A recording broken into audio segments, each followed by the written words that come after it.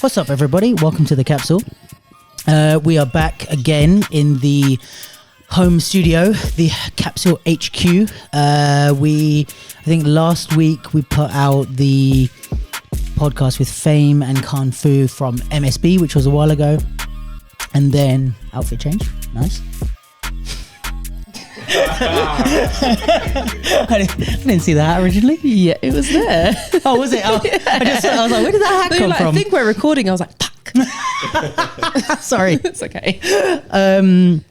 So, and then the week before that, we had the podcast with Justin Dieger, who is a sick hip hop theatre artist.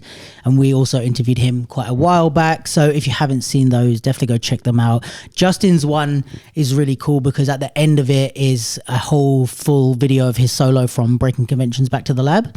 So if you're into hip hop theatre, go and check that one out. And yeah, the one with Fame and Adil was just fun because they're cool guys. But speaking of cool guys, look at that. Got a couple of cool guys in the on the sofa. Chaldon and Tali back again by popular demand. Really? I'm popular and I demanded it. Yeah. I wanted you back. I'll take that. That's nice. But yeah. So what's up, guys? How's it going? It's going. Yeah. I was at a wedding. You were at a wedding. Whose wedding was it? Congratulations to Melody and Nathan Sinclair Marsh. Delish couple, delicious time. Was that a double hyphenate name? Yes. Would you double hyphenate your surname if you got married? I would, yeah. I think I'd sooner do that than... take the person's... I think so, yeah. Or not do it at all and just have two separate names? I'd be up for that too. Because already with a tangent, like my surname is my dad's, so my mum's bloodline and surname just goes like nowhere from here, which I find really quite strange. Yeah, same with my mum. Yeah, it's odd. And my parents aren't married, so there was no reason for that to happen. Oh, that's hilarious. Oh, I thought you meant because they got married. No. What about you? Would you take your wife's surname? Unless it banged, but like Williams is pretty decent for me, so it would have to be you like. better take my name, but what if you married a girl whose second name was Raven? Wow, you know what? Would you be tempted to take it? Yeah, low key. I'm not gonna lie. You'd be like, this is a good excuse. You could also like merge them. Like you could be like Luntes. That is one of the. No. Can you actually do that? You can do whatever you want. Yeah, that's actually a good point. There's no wrong. I could call myself Flim Flam if I wanted to. Introducing the Flim Flam. Everyone's like, why? Mr. Like, Flim Flam. Because we can. Because we went to the license office and realised we could do anything we wanted. Yes. It sounds like a Friends episode. Yeah, I remember that one. Okay, yeah, that was a sidetrack. So I was at a wedding, so that was fun. There we go. Nathan Marsh, Melody Sinclair Marshes. There we go. Love it. I feel like a lot of people were there. I start the artists on Monday for a fortnight. A lot of people were there. So sorry, just that is totally fine. That. No, it wasn't really nice and intimate, but just turns out the nearest and dearest are people that people know. Sick. Artists, tell us about that because maybe people at home don't know what it is. So my program III and Zoo Nation kind of merged to create a professional development program that is paid, and it's like a week of my program and then a week of making with a sharing at the end. The sharing isn't actually that important, but it's just... I think that's the way it should be. Just a couple of weeks of paid play. Chaldon did the first one. And it was great. Yay! And this year we've got Shaquille from Gully South Block. I'm so excited.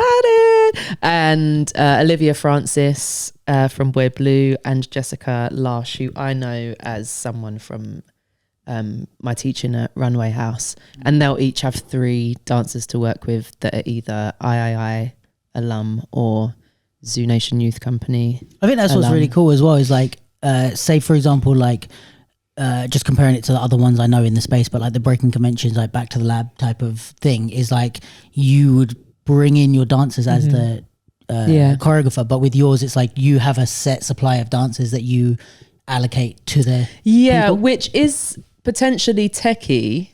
Like the first time we did it, I was like, how would I feel about it? Especially if I had an idea and I maybe had people in mind that I could bring in, and then I'm told that you can't because you're being given these people. But for me, it's to kind of give back, like I, like that roster of people, they've invested time and money into their development, and for me to be able to continue that development for them but pay them is cool for me. And then I mean the dancers or the dancers get paid too, yeah. Right. And then for the Zoo Nation youth lot, it's just like not interim, but it's just a nice space between their training and professional work, again without the pressure of like being on job. Because I was speaking to a professional dancer recently, and there's just so much about our industry that you don't get to figure out until you're employed. Like as we were talking about before the podcast. Right, yes. And yeah, not that they come away with like, and now you can perform on camera and now you can, but there's just things that they'll get without the pressure of being and I feel like also it, for me, it works in the sense that it kind of speaks to the industry leaning side of your program, because isn't that, correct me if I'm wrong, but like, isn't that more of what you would have in the industry as a choreographer, is like you're coming in to choreograph on this group of... Yes. So that's more of a real life scenario. And I thought of that because one of the artists asked who they had, and I was just kind of projecting what I thought their thought process might have been. Like, who am I working with? Like, who have I got? And in the case of Shaquille, which will have started by the time this goes out, I reckon, but he doesn't have... It might be tomorrow. Fine. We're here now. He doesn't have like crump specialists. Like he's got people that have done it, but I think it's really good training to like, how do you build work with people that aren't specifically from that world? Like if they can't lab, like then how do you get to where you end up? It's like two different processes, because it's like you might have some people who are good at working that way, like working with people that don't do any like specialist thing, and you have the skill to like transfer your ideas and your feelings onto them. But then you also might get that same choreographer who can't work with people who are specialists, because you're trying to get them to do stuff where it's like, you know what I mean, like we're specialists in this thing. So then it's like, it's a skill set either way, I think, you know, like working with people that are specialists or taking a specialism on to people that aren't. It's like there's two different... And it's also just an opportunity to like work differently. Like what does it mean to, and play feels like not a silly word, but like how can you just maintain a sense of like, let's see the whole time? Because we know how it goes with professional development programs or residencies where there's something at the end, like the sense of play just ends because there's like a piece to make or a show to do. And it's like, how can we not do that? But also, how can we take that thinking out of here? Because it's just such a high pressure, like high stakes environment, like at all times, really. I'm just trying to offer up opportunities for that not to be the way, but for us to still make things happen and not, oh, we're playing, so let's just not make anything at all and just sit and talk. Like, how can we be productive even if the stakes are low? Like, what does that look like for everybody? I think there's somewhat of a fine line between what you said, like being so laid back you don't make anything, or being so, I think the other version of that on that end of the spectrum is like being so like, how do you say, like, have you ever been in a process where it's like, all right, let's just, you know, like, all right, me and Chaldon, we're gonna make something. It's like, let's just talk about like who we are as people and we'll go from there. And it's like 3 days later, me and Chaldon are like crying and we've bonded, but we've made nothing. Yeah. And it's like, do you know what I mean? It's like, okay, cool, we went super deep, but this just was therapy. Like, we didn't actually choreograph anything. So then it's like the other end of the spectrum is like Chaldon, stand there, do this, and like not even speaking to each other. So then it's like, all right, we need this balance of like, I guess all three, like where you're actually productively making stuff and trying ideas physically, but then also getting into the why and the behind the, like what the idea is and breaking that down and like having someone pick your brain, but also having a relaxed thing. It's like, all right, if none of this really pops, that's also fine. Like, it's a really hard thing to facilitate the three. I mean, it's also quite a tricky thing to facilitate because it's like you're leaving everyone to their own devices, but also like trying to steer the ship like a little bit.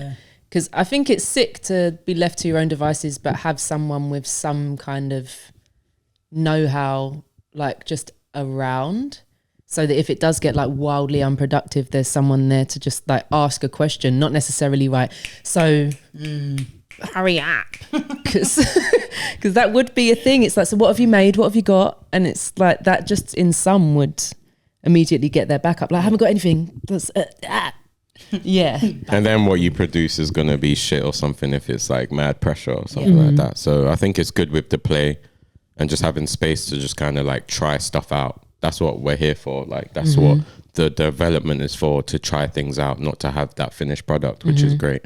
And the thing is, I think especially with dance, like sometimes to try things, it's going to take a couple of hours of choreographing it and putting it together just to see what it looks like, or maybe trying 2 different versions or whatever. And then if you feel the pressure to not be able to scrap the entire, like you have to be able to know, I'm going to spend 2 hours on this, and it's fine if I get to the end of it, hate it, and say, let's start again. Yeah. But if you get to it and you're like, well, I've done 2 hours now, it's getting to the end of the day, we've got lunch soon, all right, we'll keep it. And it's like, well, then you defeat the whole purpose. Exactly, Even if you started out thinking it's going to be a play, you know what I mean? Where you're like, someone likes, or like you come by and you're like, that looks really good. And you're like, all right, I'll keep it then. Even if you don't like it, you know what I mean? It's really hard to like find that balance, I think.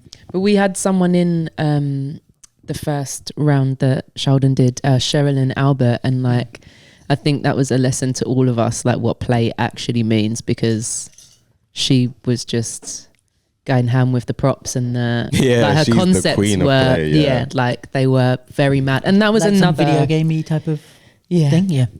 I think that was also nice, just the collective of people, like just and getting to see some of the ZU Flot like shining, like Malachi, I remember, and Harvey, like they were doing like mad things in the room, and they've got their peers and like some of their elders in there just like blown away by what they're doing. So it just made for a really special time. Didn't mean to go on about it for so long, but she said if we don't talk about the artist for 20 minutes this pod, she's never doing it again. She said she's gonna walk There's a gun behind the sofa. Right. Wow. There's not, but thanks for asking. You had to clarify, like there's no gun. There's no gun. No, it was, and I was in most of it, I think last year or the year before. One of them. I came the to first one. There was the COVID times, because then we did. I got COVID. Everyone got COVID. It did sweep through a little bit. And I got COVID. Yes, and then that was fun. Yeah. But yeah, sick program. Is it? I'm assuming you're not making it public of like everyone come and watch the sharing. No, they'll get to invite people that they want there. Yeah. I'll invite some peeps, and then we'll ask the roster of artists if they want to come. Because what we were doing before is like with Chaldon's edition, we invited producers. Not that many could come in like the COVID of it all, but then I've realised that that's not necessarily the right thing either. Like it's scratch. Yeah, if you've got someone just talking about what they did with the fortnight, it's not necessarily the right time to have producers in the space. So I'm still figuring out what that is. But I also think just getting like the recap and the footage is maybe all the artists need for when it is time to be explaining the work to people, and it's not that important that they're in the room for that moment. Yeah, I agree. Yeah, still figuring that bit out, but the sharing could go entirely, to be honest, I think. But in terms of having people in we could just be doing it for each other. Share, So I think we did one for each other. Yeah. And then we did one with people, and the one with just us was actually like it was better, like the feeling that I don't think scrap the sharing, just like obviously just invited people and stuff, and like friends and stuff as well for like actual feedback, and they can give like honest feedback as well, not just be like, oh, I loved it. Yeah, that's great. It's like, okay. Yeah, true. Thanks. And how have you been? Good, man. Doing my thing as always. Had Trap Lord last Sunday, if I remember correctly, or the Sunday before, I can't remember, which was great. Other than that, teaching. Were you in it? Trap Lord. Yeah, you did do it, didn't you? I was. Yeah, were you in it ever? That's what I meant. Like, but no, we performed So like me and Kana held it down with like the choreo and stuff. Big up Kana. He's a choreo head now. I don't care. Because yeah, he remembered quite a lot. And even just that choreo that we do at the end of like Laser, if anyone knows what I'm talking about, apart from Tali. Yeah, that chunk is a lot. So it was like impressive to see like how much he remembered and stuff. So that was dope. What was the show for? It was kind of just like a sharing in a way for like invited people, like friends, guests. I know Ivan invited down like people he wants to like work with in future, and like, obviously old Trap Lord heads as well. It was kind of like a ceremony for like just like the hard work we've been doing, and like the progression of Trap Lord from like when we started in like 2015. So yeah, it kind of felt like a little bit of like a full circle moment, which was a nice. Celebration type of yeah. And yeah, it was dope. He brought in like quite a few new music artists as well, because he's trying to do like a different angle with Trap Lord. Because we've done so many different versions of it now. So yeah, he brought in some like new music artists, which was good. We didn't have much time to like prepare and stuff, but they held it down and smashed it up anyway. So it was dope. Is it a week R&D or yeah, two? pretty much a week. Yeah, but it was less than a week because we started on like Tuesday, didn't come in on like the Wednesday, and then we had like Thursday, Friday, Saturday as well. So yeah, it was a lot, but yeah, it was dope. It was good. Nice. I enjoyed it. Sick. And I feel like you have something coming up, like a what was it, workshop jam thing? Yeah, East London Dance. Yeah, it's just like a masterclass thing. It's pretty much just Tribewayz at East London Dance. So, and you have a Tribewayz thing coming up as well, no? Well, that was just an ongoing one. I saw something about a 3-hour thing at. Was that your normal? No, yeah, that's just the East London Dance thing. But I do have some plans for like later on in the year. Okay. Hopefully a battle event as well coming up. Go.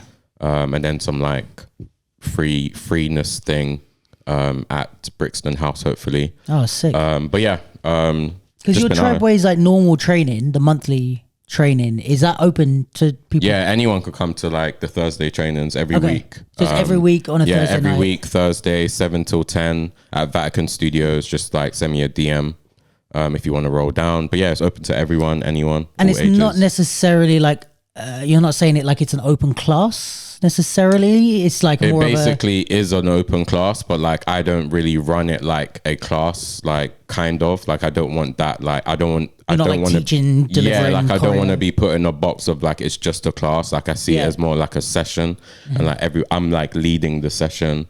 So I'm giving like tasks, and obviously we run through like drills and foundations and all of that stuff as well. And it's more like, from what I see, I feel like it's like you have your core group, and then it's like if people want to come, cool. Facts. But I'm not trying to like just be like have a turnover of new people every week. It's just like I'm training with my people. If you want to come, great. That's what it is pretty much. Yeah, I've got the collective obviously, but recently I've been getting like a lot of new people coming down, who are like interested to like keep coming back as well.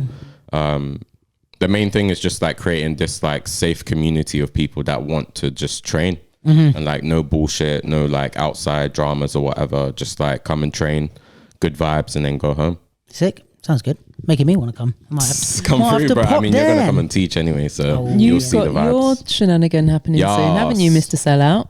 Sold out, Mr. Sold Out, not sell out. Oh, my class, yeah. Is it sold out now? Pretty much. Jeez, like, come on. Still supposed to be I know. I'm coming up. Yeah, so yeah, we pretty much sold out. Like, it's kind of a loose sellout because what's that? A loose sellout. Well, because there's not an official capacity, so I just set numbers, and it's kind of like could probably squeeze a couple of extras in if I had to. I capped it. You know the big studio at Vatican. You're there every week, right? I set it for 25. So it's like, because last time we had 25 booked, but then a couple of people didn't show up, so maybe I had 21, 22, and I was like, this is pushing it. Yeah, I think 25 is safe. Yeah, yeah, because I'm sure there'll be a couple of people that can't make it on the day because of last minute stuff or whatever. But yeah, I'm like, all right, if everyone's like desperate and it's like 26, 27, maybe you can always just bust the door and they can learn in the corridor. Yeah, exactly. Nice. Take it to the parking lot. Outside. Doesn't make any sense. Yeah. So for what everyone at home does know what we're talking about is the structure and presentation workshop. So. If you haven't seen, there's a whole video on the Capsule YouTube about what it is. But just super quick, in case anyone is wondering, it's for freestyle or improv, like just dance with no choreo, basically. So however you want to label that. Movement, language. It's like, how many ways are we going to put it? Yeah, freestyle, improv, no, dance like, with no choreo, which I've never heard dance before, with by no the way. choreo. You know what it is? That It's is crazy. Like if you say freestyle, like contemporary dancers will be like, what? I can't freestyle. And I'm like, okay, we'll do a 3-minute improv. And they're like, God. And it's like, they're like, oh, got it. And then you're like, dance with the no choreo, and then what happens? Anyone can do it. Who needs to hear, like, if contemporary people need to hear improv, who needs to hear dance with no choreo? Dance like, with no school choreo, of dancer are you talking to? The outside of dance people. Right. I'm like, don't do anything choreographed, just dance. Be just Maybe move. that's for like TikTok heads who just TikTok do dance heads. challenges and Yes, shit. you can also come. But the whole point, Dance with no choreo. the whole point of the workshop is obviously about structure and presentation of your dance. But so presenting it in different formats. So we cover kind of like general performance. So on stage, how do you be good at dancing and also let the audience see what's going on? You're not looking down and all that type of stuff. For battles, because obviously that's a whole different kettle of fish, as they say. The audience are 4 sides, the judges are one side, the camera might be another side. You want to be presentable to all of them.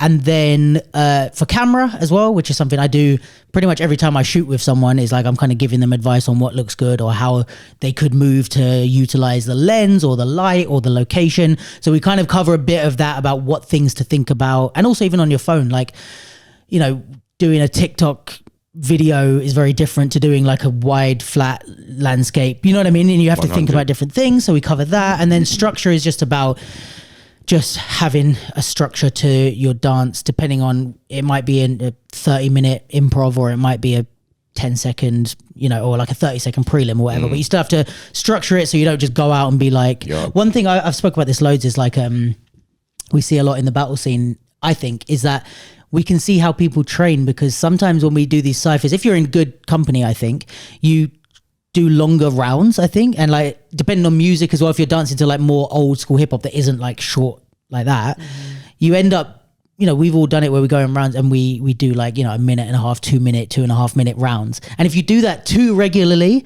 when you battle, I think you get this like slow build up. Yeah, you're building your round. Yeah. And it's like you see people that like almost they look like they're not doing anything, and then the person's like 3, 2, 1 change, and they kind of got to here.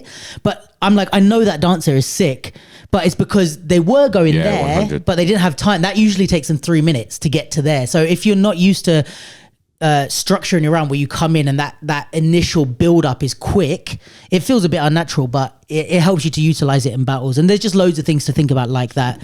So that's kind of what we cover in the workshop, basically, because I was like, there's no point in me ever doing, like, I can teach hip hop and popping, but it's like I don't really think I'm adding anything by teaching hip hop or popping. It's like, and I think this is one thing that I like about some of the stuff you do as well, but it's like we teach styles, and it's like there's such a huge demographic of people that can already do the style.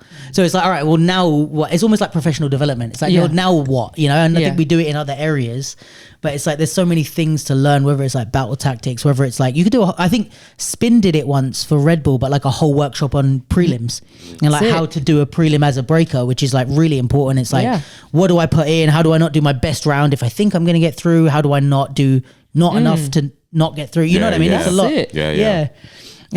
These things are important, man. Yeah. Like for real, like for training, because a lot of people, especially like the ones that come to Tribe and stuff, and they talk about like structure and stuff, they're just like, you don't really think about it unless you're told to. And especially like the 30-second round thing compared to like doing like 2 minutes or 3 minutes. I find that a lot of people now, like they're training for the battle to do that 30-second round. But then if they're given that opportunity to do like a longer thing, they're just like, I have no idea, worn out in like a minute, and they don't know what else to do. And it's just like, yo, you should have built it. Like, taking your time. But and if you know how long you've got, it should. This is what I say in the video, if you check the other video, but it's like that anytime you dance, the first thing is like, how long are you going to be dancing for? So even if there's no restrictions, you decide in your head. And you kind of say, like, I'm going to be dancing for around, you don't have to say exactly 3 minutes and 20 seconds. But you're like, all right, I kind of get the idea of how long I'm going to draw this out to. And then, if it's going to be a quick thing, let me jump in and build it. If it's going to be long, I'm going to take my time. I'm going to build it up. Even just stamina-wise, I'm going to pace myself. Yeah, exactly. But there's so many things, like exactly what you said. It's like, if you're a battle dancer and you're sick, if you're the reverse, you're sick at 1 minute rounds or 30-second rounds.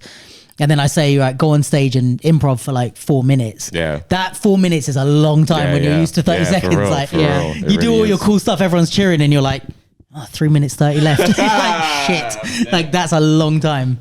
But yeah, I mean, we see it with so many things. It's like, we see it with choreo and stuff like that, and even like theatre pieces. It's like, if you're doing an hour-long theatre piece, there's got to be some structure to it, or it's just going to, bore the crap out of everyone. Take us on a journey.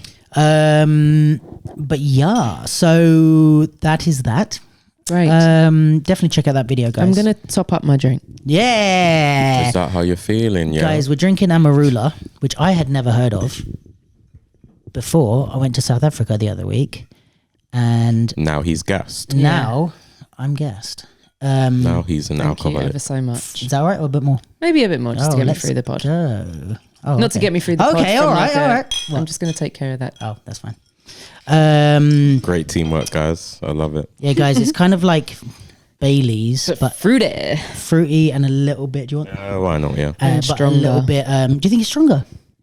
I think in percentage it is actually stronger, isn't it? That explains a lot. But anyways, yeah, and you don't taste the alcohol really, which I think is dangerous, but we love it. Oh no, it's the same as Bailey's. Fine. Are you having it here for like promotion? Or I wondered what you were doing there. Yeah, in case I want to sponsor. No, just in case I need to explain our antics. It's like, oh, there you go. In like an hour from now, everyone's clear. Everyone's clear what's been at play. Where were you? I'll tell the story. You will. Oh my days! No, don't. don't. I don't think it's that bad. No, it's not. But I wouldn't name and shame. Yeah, that's true. That's true. We have a rich backstory, the three of us. It wasn't me that the story's about. No, it wasn't. Otherwise, Tali wouldn't have even questioned saying it. It's been a while. Haven't heard that for ages. Yo, for real. Yeah, I'm bringing it back. Plenty of jokes. I'm wondering if I should get some more ice. Do you want more ice? I'm okay for ice. All right, then so am I. What else happened in life? BC1. BC1 was talk to me about this because I missed it. So BC1, they had the qualifiers on the first day, on the Saturday, which were open, and then they had the actual BC1 on the Sunday, which is a qualifier for. There's like a qualifier for the main finals. Right. Anyone that doesn't know, Red Bull BC1 is like probably the biggest breaking competition in the world. Olympics is going to be up there, but in terms of just following and stuff, I mean, there might even be more people that view BC1 than the Olympics at this point. I don't know. When breaking comes out, I mean, not the 100 meters. So yeah, they had the qualifiers for the UK Cypher, and then the UK Cypher, whoever wins that goes to Paris. Okay. Sorry, is that where the finals are? Yeah, the finals are going to be on the 21st or the 20th, whichever the Saturday is, 20 or 21st of October this year.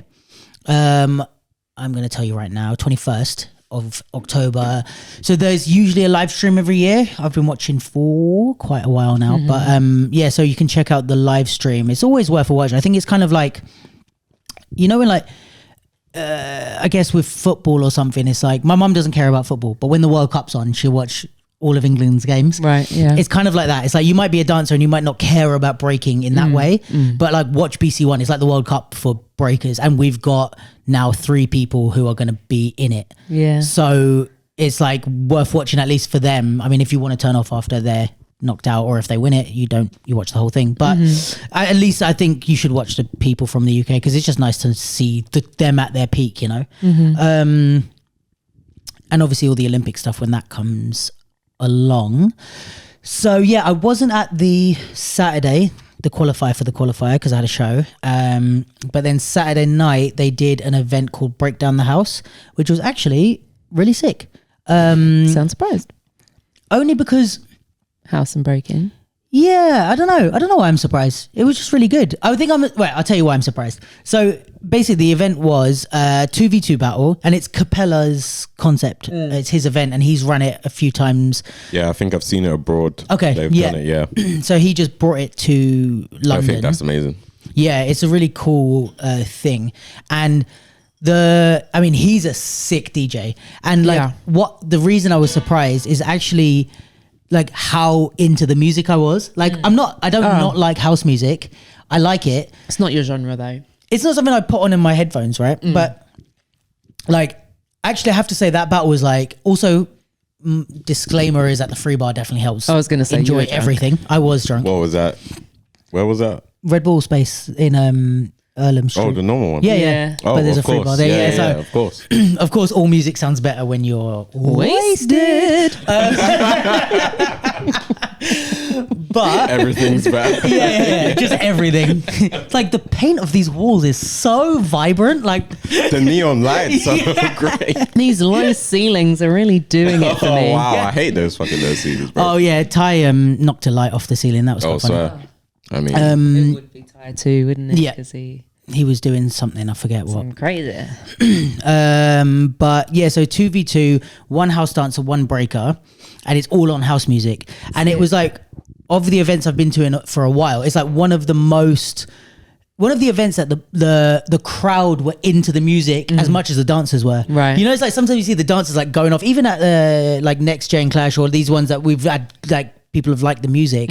Still the crowd is just kind of like, all right, cool, it's another battle. This one, it was like almost like Vibes. Yeah, the crowd were like, every song that came on, people were like, woof, and like it's like party vibes. like all the way through it was like Nice. bangers. So he really killed the DJing on that. Of course, We love to house hear it. dance and DJ like is his thing. And also what's cool is like I guess with Capella he knows what is going to work for breakers as well, Right, which is yeah. cool. So he was playing like not only house tracks but not just like blindly like, yeah, okay, tough luck breakers dance on our stuff. It was like Right. stuff that they can both Like love, breakbeat Yo, type sick. stuff. which is like, you know, I love the idea of DJs like challenging dancers, but Yeah, also yeah. it's like you want Help them to Yeah, them. be help, smart. Yeah, help be their me. best, Yeah. yeah. Help like, me. help me have fun tonight. Like, don't make my life hard if you don't need to. So that was nice. And I think what was also really cool is that it was like obviously house and breaking. So we have 1 million, billion, thousand breakers in the UK, right? We don't have that many house dancers. But what was cool is that alongside the quote unquote real house dancers, you had people who don't do house as their like identity, let's say. Yeah. Who were just entering because they were like, oh, why not? Yeah, like, yeah. They just found something like, yeah, screw it. Like, I'll have a go. But And it's like what we said before. If you have more events for different styles, dancers will end up just jumping in because exactly. like it's the event. Yeah, you know? and it happened like that was an example of it live, which was sick. And it's like, you know, there was some people that were like, you know, they clearly weren't house dancers, and that's totally fine. I wouldn't have been either. But then there were some people that weren't house dancers and were like, that's actually not bad. Yeah, you know, yeah, like, nice, oh, you nice. actually like are into it. And I think this is how you discover that you're good at that thing. I mean, at one point, fucking Frankie J was known as a popper. Yeah, So you know what I mean? At one point, he was like, true. Yeah. oh, I'm going to try house, and now it's his thing. But it's like at some point he wasn't a house dancer, he was just a guy who did another style, who tried house. So I think it's really cool because you never know who's the next person that's going to switch over. I mean, same for like Jevon, like he was doing True. choreo and then like Yep. hip hop and all of that, and then now he's just like bossing The house house. guy, Yeah. yeah. Smashing it. So I think that was sick, and I think it's nice to have a bit, because I think a lot of times people don't enter stuff because you know, it's scared. Well, yeah, but also it's like if I'm gonna, you know, if somebody who's like a breaker is like, I'm gonna enter hip hop just for the fun of it. Yeah. You pretty much know in this country you're doing prelims and that's it. Like, do you know what I mean? For real though. If you're doing it for fun, you're not. Yeah, no, yeah. we have too strong of a scene for you to be able to make a top 16 just on your You never first know try. though. True, you never know. If your level is that high in breaking, like, and your top True, rock's on point, true. you could do. Ooh. Yeah. True, she's done well, but And Omni. yeah, they've done well. That's true, but they're not breakers Okay, entering hip hop. alright, No, but it's alright, like alright. I think that's very different in the sense that that's like a calculated. And they definitely didn't decide to end. Like we're talking about Omni and Motherfunk entering hip hop as popping dancers, but they didn't just decide and then jump in. Like they thought about it for a while, probably played around a little at home. Trained like, a little bit. I mean, Lucia's been training with Kashmir, so you're real. cheating. Like, but same as Omni as well, I'm sure. Yeah, like they actually train it and try and get into the style. I think that's a bit different than like I was talking to Josh Gadget and he was just like, fuck it, I'm gonna enter. Like he just decided on the night, like screw it, I'm entering. Yeah, I like and it. even me, I was like when I was watching the prelims, disclaimer, I'm not good at house, but I was like watching the prelims and I was like, if I was more in the mood and I didn't come dressed like not dance like if I came dressed in dance clothes, I was like, I might have actually just jumped in this, because it's like there's so many people in there who aren't house dancers, so it made me feel a bit more comfortable. And kind of watching the level, I was like, oh yeah, I could do this and not embarrass myself. Like, you know what I mean? Like that last bit and not embarrass myself. Because it's like put it this way, it's like if I was to enter like a crump battle now, even the worst person in the prelim, it would be like, and who's that guy, Luke? Like, you know what I mean? Like you'd have like the worst beginner crumper, but then you'd be like, Luke is like more embarrassing than that person. But like with house, it's like everybody was the theme in the room, I felt like, was people were like dancing to the music and just like, okay, there were some people that were like not even really doing house vocab because maybe they didn't know as much, but they were just dancing to the track and threw in a couple of things. So I was like, the vibe here is that we're all just like enjoying the music, which is sick. Which I could have done. I find that in house, and just me personally, I think house is like more inviting and just like more supportive in the style, or just like maybe the people or whatever, or maybe it's the music as well. But when like I've seen house battles, it seems like everyone's like in the music and supporting each other a lot compared to like hip hop and like popping and shit. Yeah, which like I feel like popping is the other end of that spectrum. I feel like hip hop's kind of in the middle. It's hard to just dance to the music and for people to like, yeah, you're popping. You know what I mean? Like, whereas with house, it's kind of like if you're just moving on the music, you can kind of you're bouncing, kind of. Like, if you're doing house, do you know what I mean? It's like it's hard to. I think that was there's a lot going on in the shoulders, but I think like if you're doing house and you're kind of just not using any vocab, you can kind of get the essence of it. And if you're there, then the vocab will help you express it. And I think hip hop does have that element. We spoke about that before. It's like, okay, as long as you're kind of just doing a natural bounce, then you can kind of play and you're kind of doing hip hop even if you're not at a level of it. But popping is like, if you're not popping, it's kind of hard without having some level of preparation and technique. It's very hard to be like, well, I guess technically you're popping. You know what I mean? It's like you kind of need a bit of a run up before you can get into popping. But yeah, 100% agree. It's like it's a more welcoming type of thing. And it was cool that, I don't know if I said this already, but like to link.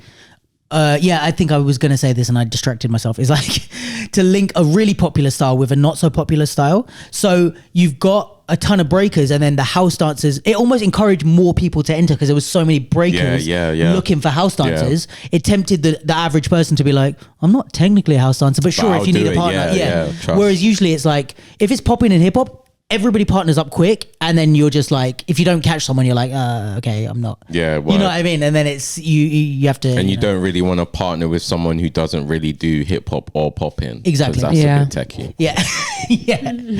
Especially for popping, like you just said, bro. Imagine. So it was a sick event. It was obviously a chance for anyone that didn't get through in the break-in ciphers to come and have another chance to battle, and for people that maybe weren't doing it or whatever to still have a chance to be involved in the weekends. Who won at BC1? Oh, so I'll just finish on the breaking down the house thing. Ty and Not Nice won the 2-on-2, and that's cold. Obviously Ty's a breaker, but Not Nice isn't a house dancer by sick. Nature. But yeah, I mean, like you had Clint, Roxy and Troy judging, and he just, I guess, was in the music enough and did enough that the judges thought he won every battle. It was nice to see Hakeem. Yeah, Hakeem did it. Oh, nice. It was nice to see some of the house dancers come out and like actually be back in battles and stuff, because we, when there's not as many house categories, we don't see that. Yeah, so that's true. It was cool. And you do see, for me, it's like you do see a difference, whether or not they won in a battle context, it's like you do see a difference. It's like, oh, you train to this music. It's like you see someone start around and you're like, oh, that's the natural movement on this, and then you have the whole, like I said, structure and presentation. But like there's a whole other thing that maybe why they didn't like pass through as much. But just to watch, I was like, that's nice to watch. BC1, who won? So Stephanie won the B-girl category and Sheku won the B-boy category. And that is the same winners as the year before last. Oh, really? Come on. So That's Stephanie won again. That's her second time. I think it's Sheku's second time. And then last year was Jax from Battalion's crew and, I don't know why I put myself in this position to remember who won the B-girl last year. I don't think it was Stephanie. Maybe Rox? Forget. Sorry, guys. But Sorry. you said there's 3 from the UK in the final. Yes. So another thing that happened on the night was that Karam was warming up, and then because Karam was supposed to be in a guest for the UK Cypher, and they announced all the dancers. So they bring them out and put them in a circle, and then everyone cheers them and stuff. Bit Hunger Gamesy, and then they send them back to the back, and then they kept Karam and they were like, can you stay here? And they were like, oh, we want to tell you something that you didn't know. And he was like, oh, what? And they said, basically, you are like, we're telling you now that you're going to be a wild card, which is a guest for the main battle in Paris. Mad. So they were like, Fast you don't pass. have to dance tonight, and we've like replaced you with someone else as a guest tonight. So yeah, he didn't have to dance and he's automatically in. The first time he did BC1 as a guest, it was in the COVID year, and it was there was no audience, it was just an online thing, which didn't change much for me, but so he did that, and I think he lost maybe first round, I think, but I think this is good because I personally think he's it's been 2 years, 3 years, so obviously he's stronger, but it's just like I'm like happy, I'm like, yeah, go back, and like sick. It's cool to see because I know what he can do, and he hasn't done it since. I don't think he's done the main finals since then. So it's like I'm just happy to see him like fire, let's go, like so yeah, that's cool for Karam. Also somewhat convenient because I think he was battling with a little injury on that night, so that's lovely that he didn't have to actually push himself to win, because also some of those b-boys would have made him, even if he won, would have made him work for it. So yeah, sick night overall. It's really cool I love being at battles that have a bit of money behind them. Yeah. It is lovely. Trust me. Just like things ran a bit more to time. It actually ran a bit too quick for me, which is good in the sense of like the live stream and the all the stuff, but it was kind of like they banged through and it was cool, and then it was like done. There wasn't like there was an after party at a different venue, right? Okay, but it was like, all right, we're done. Wrap it up. Which was like, I know why we're there, so it's cool, but it would have been nice to have some breaks to like hang out and talk. There was a lot of people that I knew there, and I was like, it would have been nice to have a little 20-minute break to get a beer. Yeah. Was it at Kentish Town again? No, it was that was B-Boy Champs. That was at Kentish Town. This one was at what is the name of that place? Alternet. Oh, was it? Yeah, like down the stairs at the bottom. Banging it out with their program in there right now. The Tottenham Court Road place. Yeah. Sick. Oh, I don't know anything about it. Just lots of things are happening. Oh, cool. There. Yeah, really cool venue actually. Yeah, really nice setup as always. Like Red Bull know how to like set up the thing to look nice, so that was cool. Nice. Maybe my only criticism really I have of the night is the seating, which I get because you have to have it a certain way in order for the live stream and stuff. So they did, not only did they do a live stream, which is in association with Channel 4, so it was like broadcast on Channel 4. Mad. But they also had the videos filmed separately with a separate set of cameras. So they had a bunch of so I used to watch the break-in on Channel 4 like in the early hours. Yeah, it would come on like late. That's mad. I didn't think they did that anymore. It's like you start to see stuff like that was like Olympics. This is directly because of the Olympics. That like they have an interest in programming and stuff. But so they had all the big TV cameras, and they had the other cameras which are recording just the videos that are going to go out on YouTube. So they kind of had like seats around the side, four rows of seats maybe, and then if you want to sit near the front you have to sit on the floor, and then kind of everyone else was either behind the cameras or up on a balcony which was a little bit further back. So it was kind of like I was sat at the front like cross-legged on the floor because we didn't get there in time to get a seat, which was kind of like I don't really like that, but that was more my personal experience than anything wrong with that. To be honest, at this point, I would just say fill the venue with seating. Like, right. like no one needs to stand or sit on the floor. Like just every event, just give us all. But I don't know if that's me being fucking old, you know? Perhaps. Inflexible hips. Yeah, the kids are like, it's not a vibe. What, to sit on the floor? Being close to the action. No, but like even say, you know, like with breaking convention, like have you ever stood in the... Oh, long. Yeah. Thank you. So I've like in however many years I've been in the scene. I've been a breaking convention. I've missed maybe like 3 years out of the 15 that I've been in the scene. I've never stood. I always pay for a seating ticket. I hear that, because I'm like, I do not want to stand long for anything for the whole show. More than a 10-minute like thing, you know. Like how long is this show? 12 minutes. I'm gonna go grab a seat. I think I'm even standing for the whole of Dances Delight. I'm gonna go find a seat, bro. Just like sitting on the floor with the pillow, like. Yeah, so anyway, I don't know if I'm just being old, but that's the only thing that I was, by the end I was like, I'm a bit uncomfortable on the floor. I hear that, bro. But also I wanted my front row seats, so I was like, I'm not moving. But yeah, some sick breakers. The B-boy category was cool. There was like one guy called Gribbs from, also from Battalion's crew. I hope I'm not getting that wrong, but yeah, they're from Newcastle. So same place where Just Jam is run. Oh yeah. Shout out to Just Jam. Them, yeah. But yeah, Battalion's crew, I don't know much about them as a crew, but everyone I've fucking seen is dope. Like Jax is from Battalion's crew and Gribbs is from Battalion's crew. And I don't know who else, but I'm sure there's other people.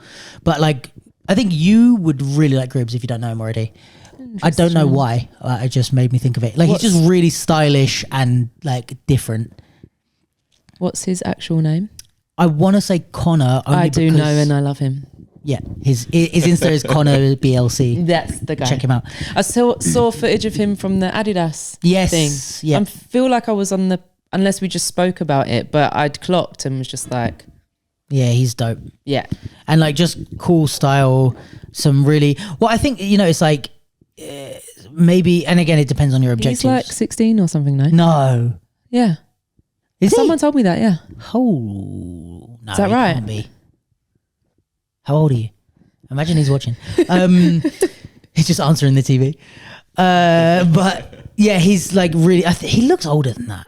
But he's just got like, I think with breaking, you can easily get into your thing of like trying to hit certain moves or have power or whatever, and like forget those in between moments that are just like, just fucking fresh, you know, like it doesn't count towards anything besides making the audience like enjoy it or whatever. But those little like moments, like, I think he's got a lot of like cool shit that keeps you like, you're not, there's no point where you're like, okay, well, when is he going to go back down on the floor? When is he going to get to the power? You know, even if you know he's gonna, you're still enjoying all the bits in between. Yeah, it's very sick. Big fan. But for me, that's dance. Like, it's not just about 100%. The power. It's not just about like you know, yes, foundations, but like have your own flavor and style and all of that stuff as well, man. Yeah. Yeah, he was one of my favorites. Sick. Jax is cool. Sheku, obviously he won, but he's like, yeah, he's crazy, man. What I love about Sheku as well is like, he's just so calm. Like so many people are like talking shit to him or like getting heated and like, which, you know, is fine and it's part of it. But like, he's just so like, unbothered. I guess it's my round now. Yeah. Like, and it was funny because him and Jax were in the final and they both have that demeanor. Like it was always just two of them just like, so do you want to go first? I'll go. All right. Well, I guess I'll go. Yeah, you want me? Okay, cool. My turn now. Like, oh, so that was polite. A nice round. Yeah, just like a couple of nice lads just like, should we do some breaking then? All right, yeah, might as well. And then they just do like the craziest shit and they're like, did you like that? Was it all right? Just so chill. But yeah, really, really nice to see. Stephanie is obviously a killer, friend of the show. But yeah, obviously a killer and did well. I think it'll be good to see her at BC1 and Olympic stuff as well. Obviously, she came fresh off she's won UK B-Boy champs, now won BC1. She's done well in the European Games. So she's like on a bit of a streak now, which is lovely. What else is there to say about BC1? I think that's pretty much it. It was cool. The videos are out now, I believe, or at least some of them are. And yeah, I'll be looking forward to the final. The final. The one time I did go to the actual thing in person, it was in Paris. So it was quite a fun, I would recommend if you can get tickets. I don't know if it's sold out yet, but I would recommend trying to go because it is pretty cool, especially if it's in Paris, which is just around the corner compared to where it usually is. It's like travels. It's a good, there's always like other events surrounding it. It's never just that. There's like, it's a week of things. It's almost like a camp kind of, like there's loads of stuff that starts to happen around it. But yeah, even if not, I think the live stream is sick. Like we've had so many times where we're like, a few people will come over and like, we'll watch it. Like, it's nice to have some drinks and watch it, which is cool. That's 21st, I believe, of October, wherever the Saturday is. Yeah. Delish. You guys didn't hear much about it? Like, no, I think I saw a couple of things in the run up to it, but yeah, I think I get it confused with B-Boy Champs. I'm not going to lie. They're not even close to each other in the calendar, are they? Not too far away. It was only a couple of months ago, or a month ago, however long it was. Not too long ago. But yeah, I see what you mean. It's big breaking competition. Yeah, I think the way my brain works now, like, not that it is short notice, but I saw it at pretty short notice, and so I couldn't like make it work. But I do want to get to more breaking events because those are the things that I watched before I started dancing and loved. Also, in your defense, it used to be that Dance Your Style was at the beginning of the year and BC One is towards the end of the year. Right. And they switched it this year. So now last BC One was like in like August. Right. And it would have been August, but now they've switched it so that now it's this, and then Dance Your Style will be later in the year now. So if you're kind of like weren't aware of it, it might be because of that as well. And also shout out to Clara and Hooch, who are like the people that do the go-betweens for like Dance Your Style and BC One. So a lot of what goes right on the dancer side is because of them. So that's good. I haven't heard Hooch's name for a long time. Does he good still old do Hooch? B-Boy Champs? Yeah. And he's does a lot with the WDSF stuff. Right. So all the stuff that happens in the UK, I think, is a lot to do with Hooch. Nice. So yeah, I believe that is all. I'm trying to think if there's anything else. Oh, did you guys wish hip hop a happy birthday? I didn't wish hip hop. You talk about on my story or something. What? Like on my story or something. Yeah, just because it was. I saw it's like hip hop's 50th. Yeah, did you put it on your story? No. What did you? Oh, okay. But like, is that what you were referring to? Yeah, there's the fact that it was hip hop's 50th anniversary and everyone was wishing hip hop a birthday. Yeah. What? I didn't say anything yet. I could just feel the lights dim in here. The shade was crazy. What? On I'm that just saying. Bro. Don't put the glasses on. In it, because of the shade. Yeah. I just want to know if you guys were nice to hip hop and wished it a happy birthday. Because hip hop might be feeling. Hip hop might be feeling a way that you didn't wish it happy birthday. Did you buy hip hop a present? Hip hop. That's my question. Disown me because. Did you wrap up a gift and address it to hip hop and put it in the mail? Not, but I didn't clock the specific date because I think I'd seen some award shows or just some performances like months ago. It's obviously like the year of it, but then when people were like, happy birthday, hip hop, then I was like, oh, there is actually a date that we're talking about. Yeah. So apparently it's a date of... Yes. It's August something. 11th, I want to say. I think you might be right. And I think it's the date that like there was a specific party in the Bronx that Kool Herc was spinning at. It's this like back to school or jam. It is the like back to school ticket thing that keeps going around. Yes. Organised a back to school jam Clive in Campbell Bronx with his sister Cindy. August. For someone who started this very sarcastically, I got a lot of that right though. Yeah, no, at least you know your stuff. At least you know what you're on about. So yeah, that was the Cedric Avenue thing. So also people were posting pictures that they'd been to this one specific apartment block in New York, which is apparently... so shit. I'm not being sarcastic. I know I'm just not. saying the facts. I am.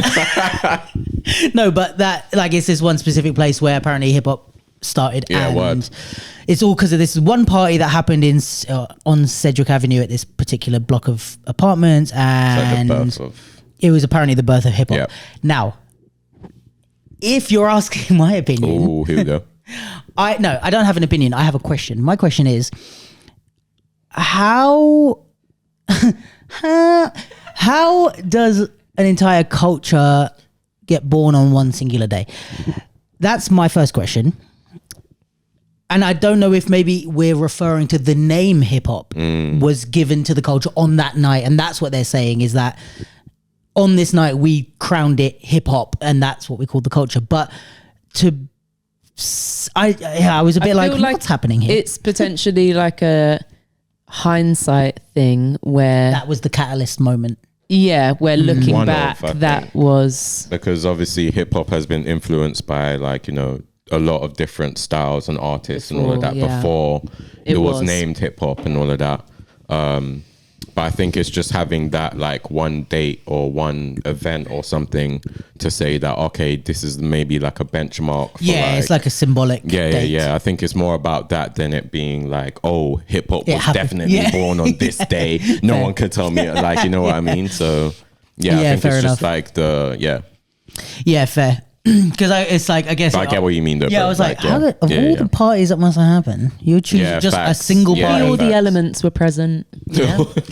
Oh, and I have another question that it'd be interesting to get you guys' thoughts on, which this 50th anniversary thing made me think of. Yeah. Right. I'll just ask you a question and then you tell me what you think. Where in society now would you say that, where would you point to, and this isn't really a trick question, I like, if you have a straight answer, it's easy, but like, where would you point to that, like, and say hip hop culture exists there? Like, what is hip hop culture 2023? Because like, I think,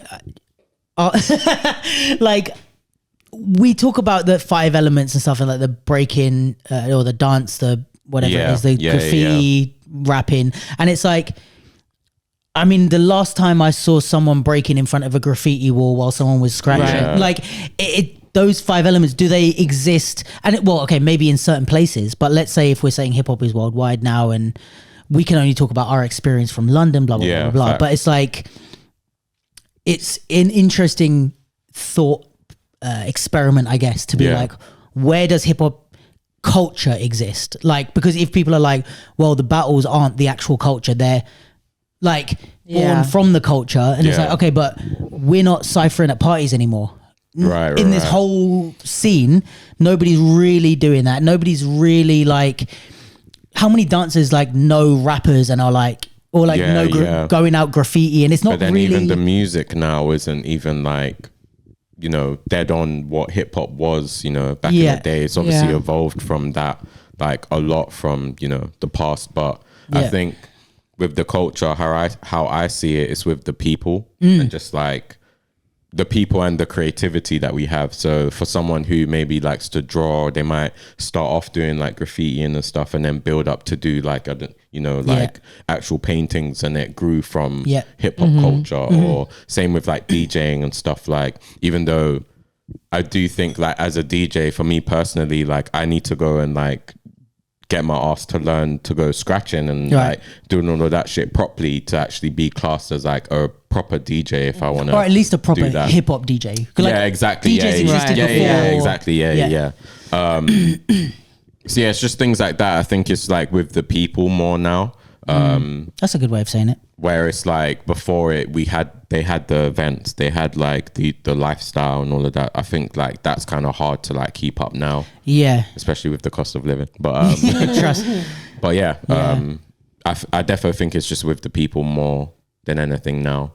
And I think like each of those elements that, if we say, like, all have their own cultures now. Yes, that's what I was going to say. It's like, so I thought of graffiti and then of just like the kind of graphing or just the tags instead, or as a example, or under hip hop, like how many different derivatives there are under that now. I think like back in the day, like where everything needed to exist in the same space for it to be classed as a hip hop thing. The fact that they've been kind of pulled apart just speaks to the magnitude of the power of it, and less to any kind of watering down. The fact that you'll like walk around and see graffiti places and there's not lino there and a deck that, you know, like the fact that it can exist the elements can exist on their own, I think is really beautiful. Yeah, and I think it's why it's also like you don't need to like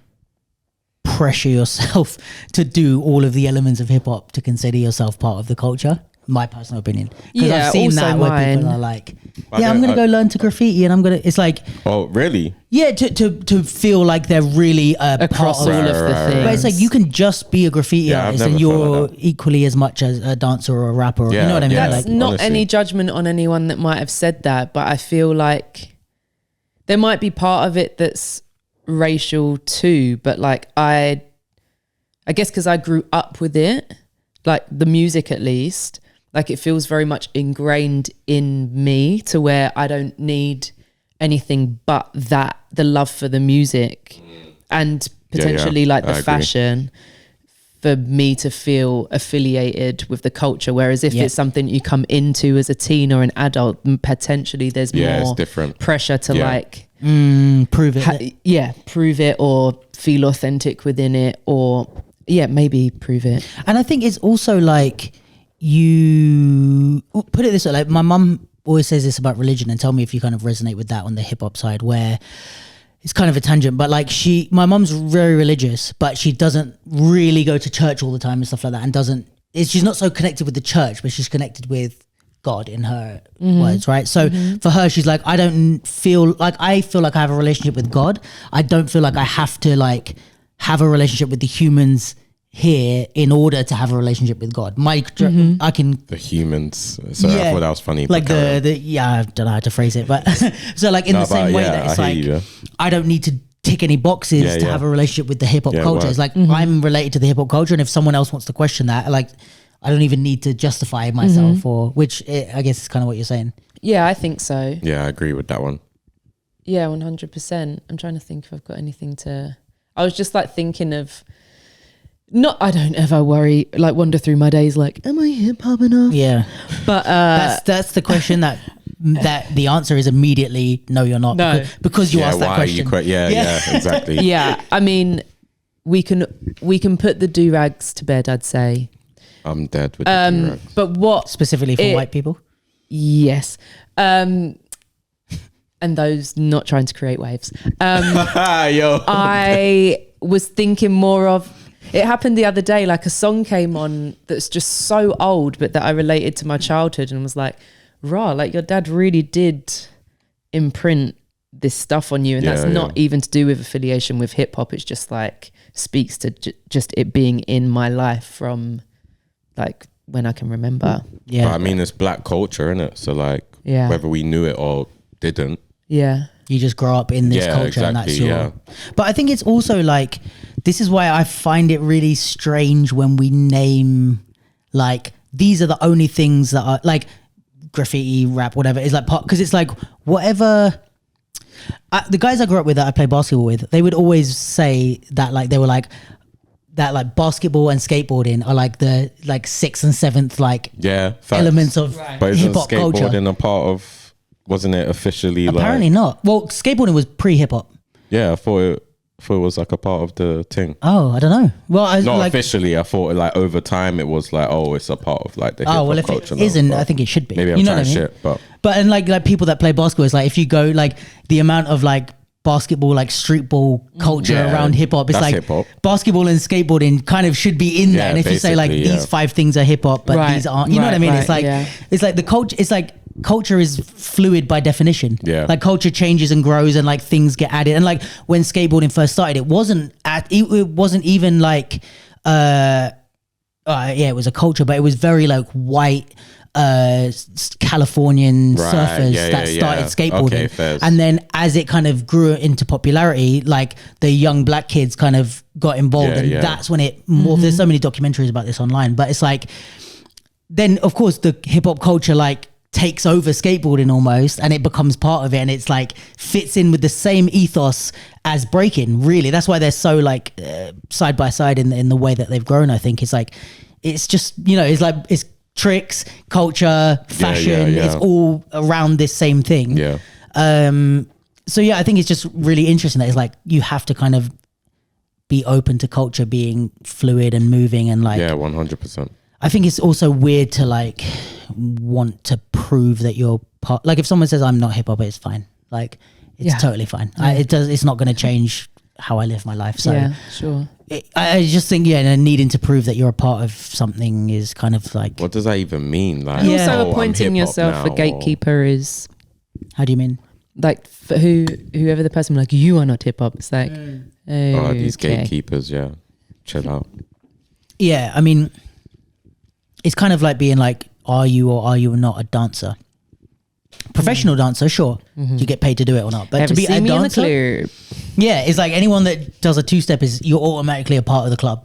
You know what I mean? It's like you're a dancer now. Oh, and now you're not anymore because you've stopped dancing. It's like oh my days. It's like it's hard to be like, yeah, you are or aren't a dancer. Like, how do you qualify that? How do you qualify if someone is or isn't hip hop? It's like, oh yeah, you don't live the culture, and it's like, because I can be a singer, but I'm not good at it. I can't tell if we're talking from the source or not. I can't tell if we're being bit of both.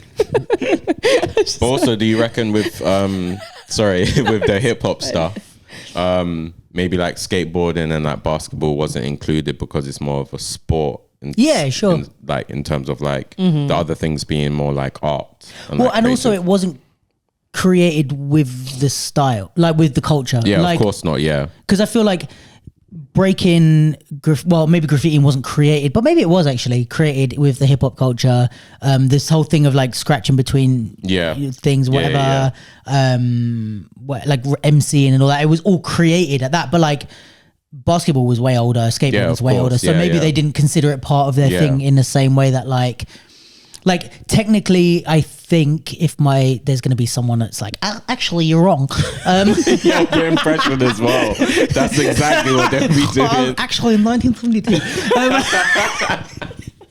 But what was I going to say? Yeah, that is the source.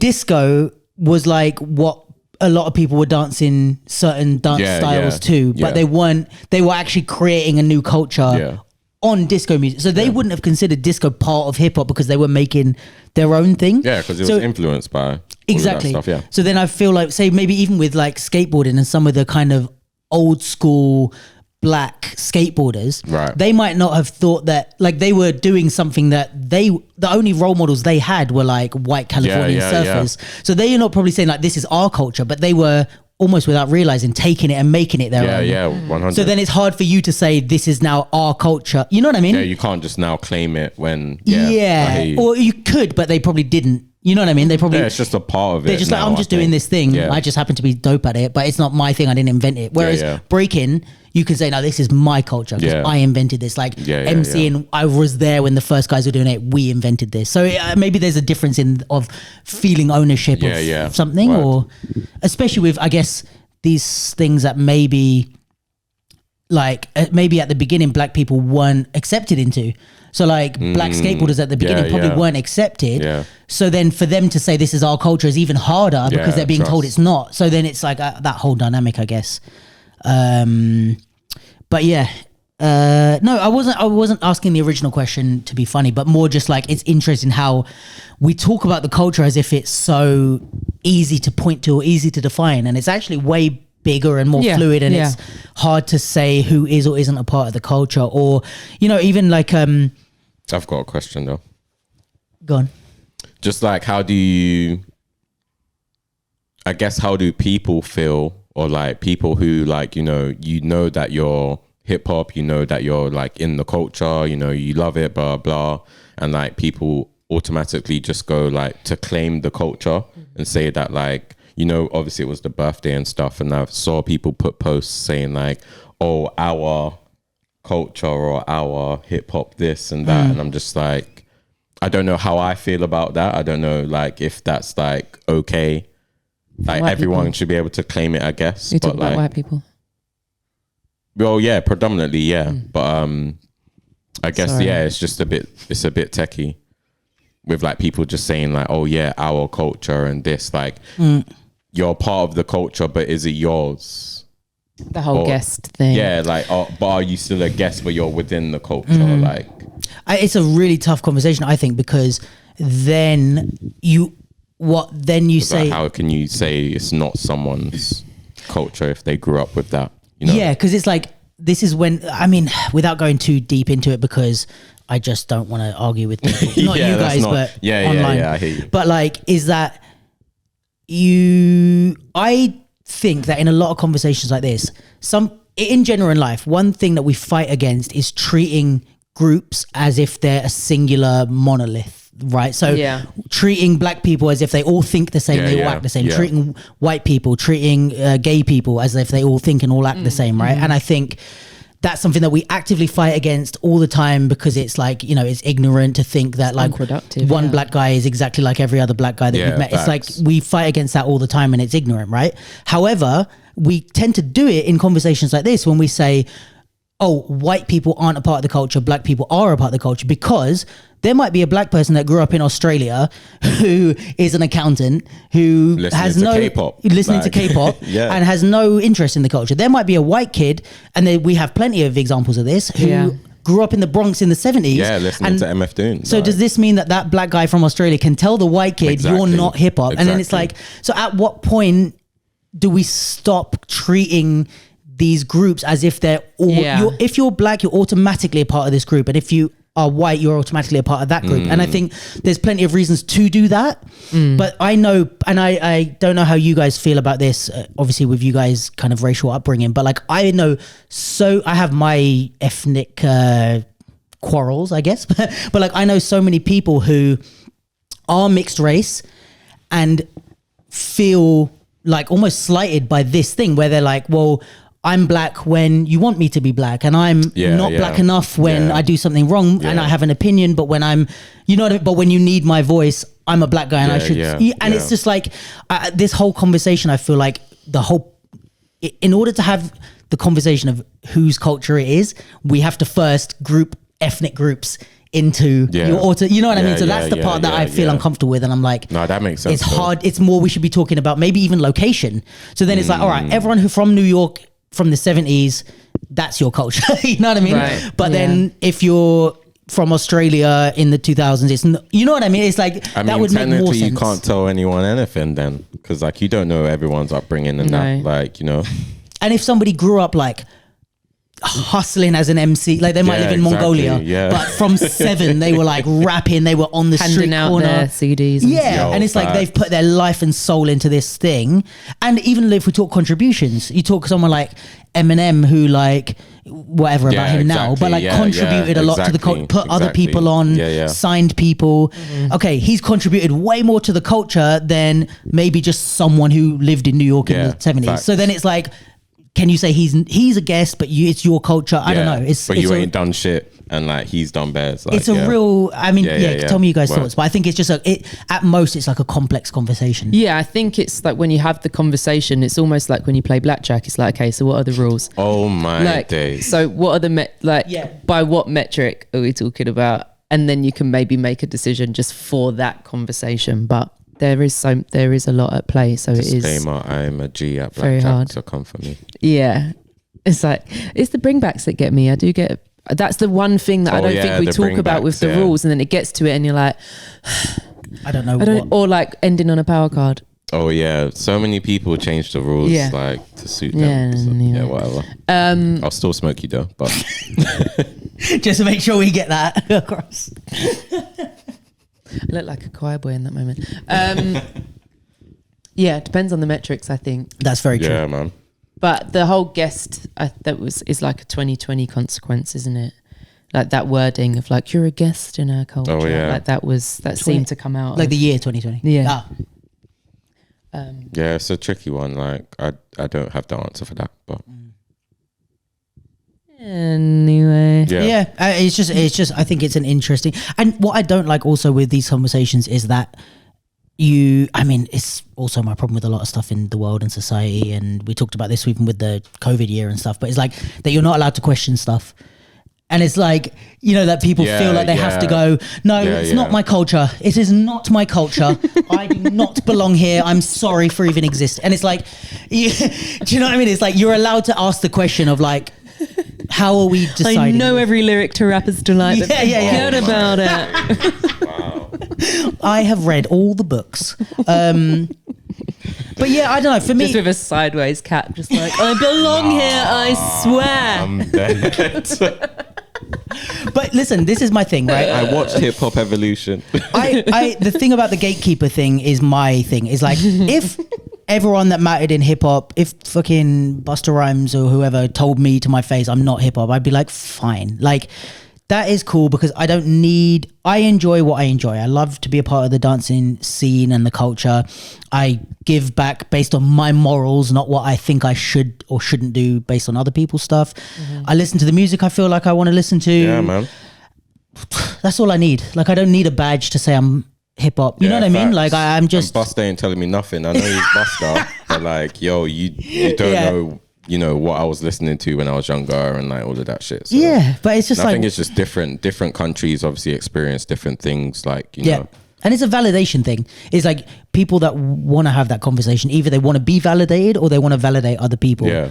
And it's like, if you just be yourself and just be, it's like, if you want to group me in as part of this culture, cool. If you say I'm not in this culture, also totally fine. Just respect obviously the culture that you are trying to be in, or well, that's I guess the interesting thing is that it becomes depending on what you're trying to do within the scene. Exactly. But this is what I mean. It's like, if you have normal morals, you shouldn't like if I came into the dance scene, regardless of the hip hop conversation, if I just came into the dance scene, saw it for like 10 seconds and I was like, cool, I'm gonna go and like, you know, which happens, like put on a competition or a class, bro. And we know. Sell out the it's like that doesn't even matter about the whether or not you were considered part of the culture before you did that. Like, you didn't need to pass a test. Good intentions and... Well, yeah, it's just like, if you did that, you're an asshole because you just did that to a bunch of people that are doing their thing and building this thing, and you walked in, saw it and took it. And of course, when we talk about the racial elements, where I'm not going to go too much on that, but like,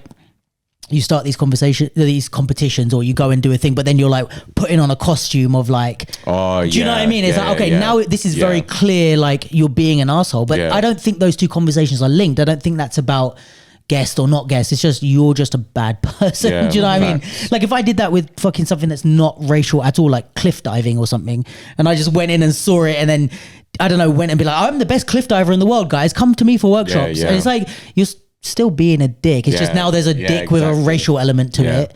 But yeah, I think people like conflate the two conversations in order to like be like, well, you're not allowed in before we check that you're not going to do the stuff. You know what I mean? I don't know. But yeah, we could talk about this for days, I reckon. For real.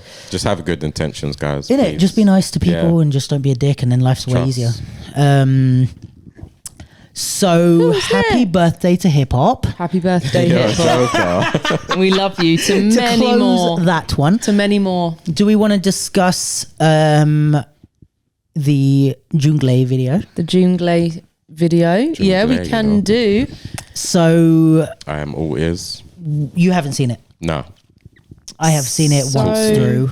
I might need to give it another watch. Last Wednesday, there was a cast and crew screening for the Volcano film, which is a video for every song of the new Jungle album called Volcano. We've seen maybe 3 or 4 singles, but they've been kind of pulled out of the order, so they're not in like narrative order. So what we watched on the 9th was a 50-minute feature film, essentially. I thought it was going to be like 20 minutes. I looked at the thing, I was like, 50 minutes? No, it's 50 minutes. Like it's hefty stuff. Charlie, how do we say his surname again? I say it wrong every time on purpose, so I've actually lost track of the original Duplacido. I've made jokes on every Charlie, all right, listen, I'm sorry, Charlie. And the thing is, Charlie sees this every time and he always cusses me. I actually asked thinking that you were going to do the Placido. Yeah, but I've made so many jokes, I've lost track of the actual pronunciation. It's Placido. I believe so.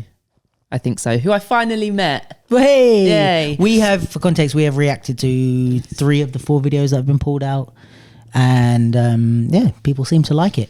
Although we get a lot, the comments on those videos on YouTube are so funny.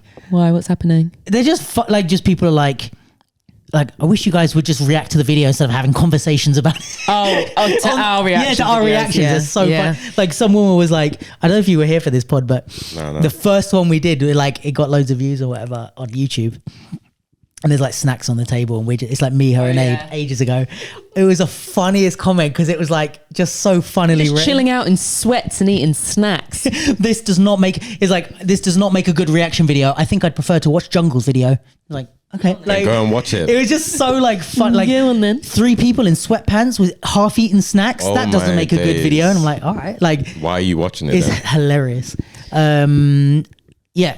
So we've got Charlie directing with Jay Lloyd, who is one half of Jungle. Is it 2 people in Jungle? There's 2 people in Jungle. That is crazy. And a man who I believe is called Tom. And lead choreographer is Shay Latukalan, I believe is how you say his surname. Big G, with Lars as his assistant and a lovely lady called, I believe it's pronounced Oriane. Have to also shout out Will West, who choreographed one of the videos. Cannot recall which one, but that will be seen in credits and when the video itself is released. And then lots of familiar faces in the videos with Will, Mete, Didi and Makolo as our like 4 protagonists. And not one ugly person. Not one ugly person. I went through the video frame by frame and I tried to find an ugly person. There is none. In 50 minutes. Ugly people, incredible performances from everyone involved. Like, they're all one takes. I don't know if you've seen on, I think it's Jungle's feed, but they've got like a bird's eye so you can see the steady cam. It's so good. Oh, so we're going to have to maybe next week with a... so good. They're masterpieces. Like, the songs also bang, I think, but just as 14 standalone things, but then stitched together, it's just a wonderful piece of work. Really cool to be with everyone or most people that were in it and a part of it, like watching it as well, because they're seeing it on. We were at. Is that the first time they've seen it? Most of them, yeah. I don't think they've seen the whole thing. Cool. We were at the Genesis Cinema in Dalston, which is like 500, like it's a fat screen, so it was a really sick experience to watch it with everybody. Just wicked work. It's out, it's behind a paywall at the minute, but you can wait till December or pay. Those are your options. But yeah, stunning work. Super proud of the community for, especially like London-based community, to be a part of something that's just big for dance in general, it seems. Because it's like a 50-minute film with nothing but the dancers. Like, there's no band in it. There's no other visuals. It's just the dance. For 50 minutes. Like, Shay's done such a good job of, like, he's so versatile. Like, I was saying this the other day, like, some people won't really know him pre-Stormzy, like pre-Vossi Bop. I don't think, like... Well, I only know him as a freestyler before that. But some people won't know that he did that. He was like camp choreographer and then commercial choreographer. I think that's some people's story, just because of the time they came out of the womb. Like, they just won't know. But like, he knows so much. Like, he's super versatile, and that really shows in the work. But it's still also very clearly Shay's to me when I watch it, apart from the one that he didn't do. I just think it's gorgeous stuff and really inspiring work from our community. So it was great. Yeah. One thing I was thinking when I watched it about Shay's choreography specifically is, I think one thing that's maybe more on the, if I'm being the dance nerd, if I'm being that, actually structure and presentation, let me teach you about it. But I feel like one thing that I was like nerding out about a little bit is like, what's really cool with the way he's choreographed this whole thing is that he's choreographed it with the rhythm in mind, which sounds like a kind of dumb, redundant statement, but I'm going to explain. Like, he choreographed it rhythmically rather than to the music, in the sense that the rhythms and the kind of Andy and blah, blah, blah, blah, in between bits come first. And then when that coincides with a music or count, he hits it or whatever. But I think when you watch choreography that's really like tightly based to the music, and a lot of the stuff that I used to watch when I first started, like La Boniga, Old Sav, Jun Kamado, like this type of really sharp, like stop and go choreo. Yes. It's great in a visual sense that it looks pretty and you hear things. It's like for musicality, it's amazing, and you hear things that you didn't even hear before, and they hit it in a clever way, and it's great. Well, I think the way Shay's choreographed this to the rhythm, and then like the rhythm comes first, he moves in between the beats, and then if it can hit that, ta-ta or whatever, then he does, is that you get this underlying like bounce, and like when you watch it, you kind of feel like this with the dancers, and I think that's not easy to do, and it's not by accident. So it's like anyone that as a dancer can watch it and go, the choreography is intricate, it's hard, it looks good, it's clever, it's hitting certain bits of the music, all the stuff that we like to see. But if you're not a dancer, you can watch it and like you feel like the rhythmic patterns carry underneath the whole choreo. So even if you're missing the intricacies, you're still on board with the general bounce of it, which I think sometimes, especially with like class or camp choreography that I see, it does look a bit more for the dance eye than for the general public, because it's very stop start, and like you're hitting a couple of things and then stopping, and it's like, I don't, like if you're like my uncle or something, you're just like, I don't really get it. Like what? Yeah, okay, he hit the cap, and but you're not seeing the intricacies. Whereas this, you're like, oh yeah, they're going for it. And this, like, maybe the thing that you notice is this like little groove like this, right? They keep that going, and then they hit like ta ta ta ta ta boom, and then they're back in this groove, and it's like, you got the bits for us, but you also keep this feeling underneath, which is not that easy to do. You know? No, I don't think so. Does that make sense, or am I? No, you did get like quite amplified and excited about it, but I was really pleased to while you were there. I was like, he's really ramping up. No, I hear it. I mean, that's word to the music too, because it has got like that bop vibe to it, and again, just word to the dancers for projecting the vision. I'm interested in. I mean, I could have asked, but just where the brief came from, like, was the story the seed, and then Shay just had like freedom to do whatever else, or were there kind of from the band maybe not movement references, but maybe there were like film references of like a tone they were trying to capture, or but yeah, they covered a lot. Yeah, I was actually thinking something similar. I was watching the videos and I was like, I would have loved to see the mood boards for these. Like each one, like I was trying to think like what they would have, how they would have, brainstormed. The credit sequence is one of the best that I've seen for dancers. Like it's really, really beautifully done, and like stands alone to me as like another track. Like, yeah, I think it is another track actually. I think it might be the last track of their album.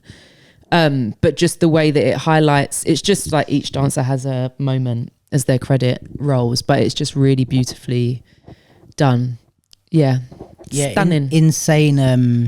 I was joking about the structure and presentation thing, but actually, like I've said this on one of our reaction videos, but in case you didn't listen, the ability of those dancers to execute that choreography to that high of a level and play to camera like they do is like, should not be underestimated. Like I would love you to try it if you think it's easy. That's the kind of stuff that, like I was talking to what I said earlier was from someone that's in it, just talking about there's just some things you don't get to practice until you're doing it, and that is one of them, especially in a one take. Yeah, like the pressure of a one take, just in terms of getting the material right, let alone making sure that the angle of your face is where you want it to be and it's doing what you want. Like that, I don't think there are any classes with cameras in, or even specifically classes about it, that can prepare you for what it's like with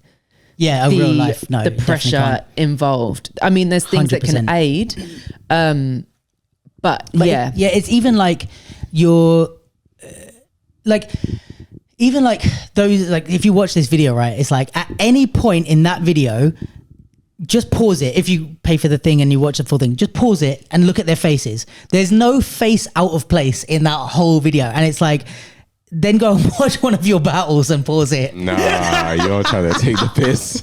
No, but it's true. I'm talking about myself as well. But it's like, I hear that, but it's like you get used to like the movement being the thing that comes first and the feeling, which is, and I'm not taking away from that because in a lot of contexts that is what you should be doing. But when there's a camera on you, the ability to go with, you're sweating, you're working hard, you're in a costume that maybe wasn't built for, like these guys in this video look fantastic, but those costumes are not made for dancing, right? It's like nice clothes for going out and maybe not the right shoes or whatever. They're like considering not sliding all over the floor, not like, ripping their clothes. They're doing the choreography and like trying to like keep an eye on their face so that when the camera comes, they can just look and smile and it looks like the most natural. Yeah, it's not something that you should just assume that you could do if asked. As like a highly skilled battle, freestyle, whatever kind of dancer. It's not something that I've got the skill in that area, so if you stick a camera on me, I can just switch it on.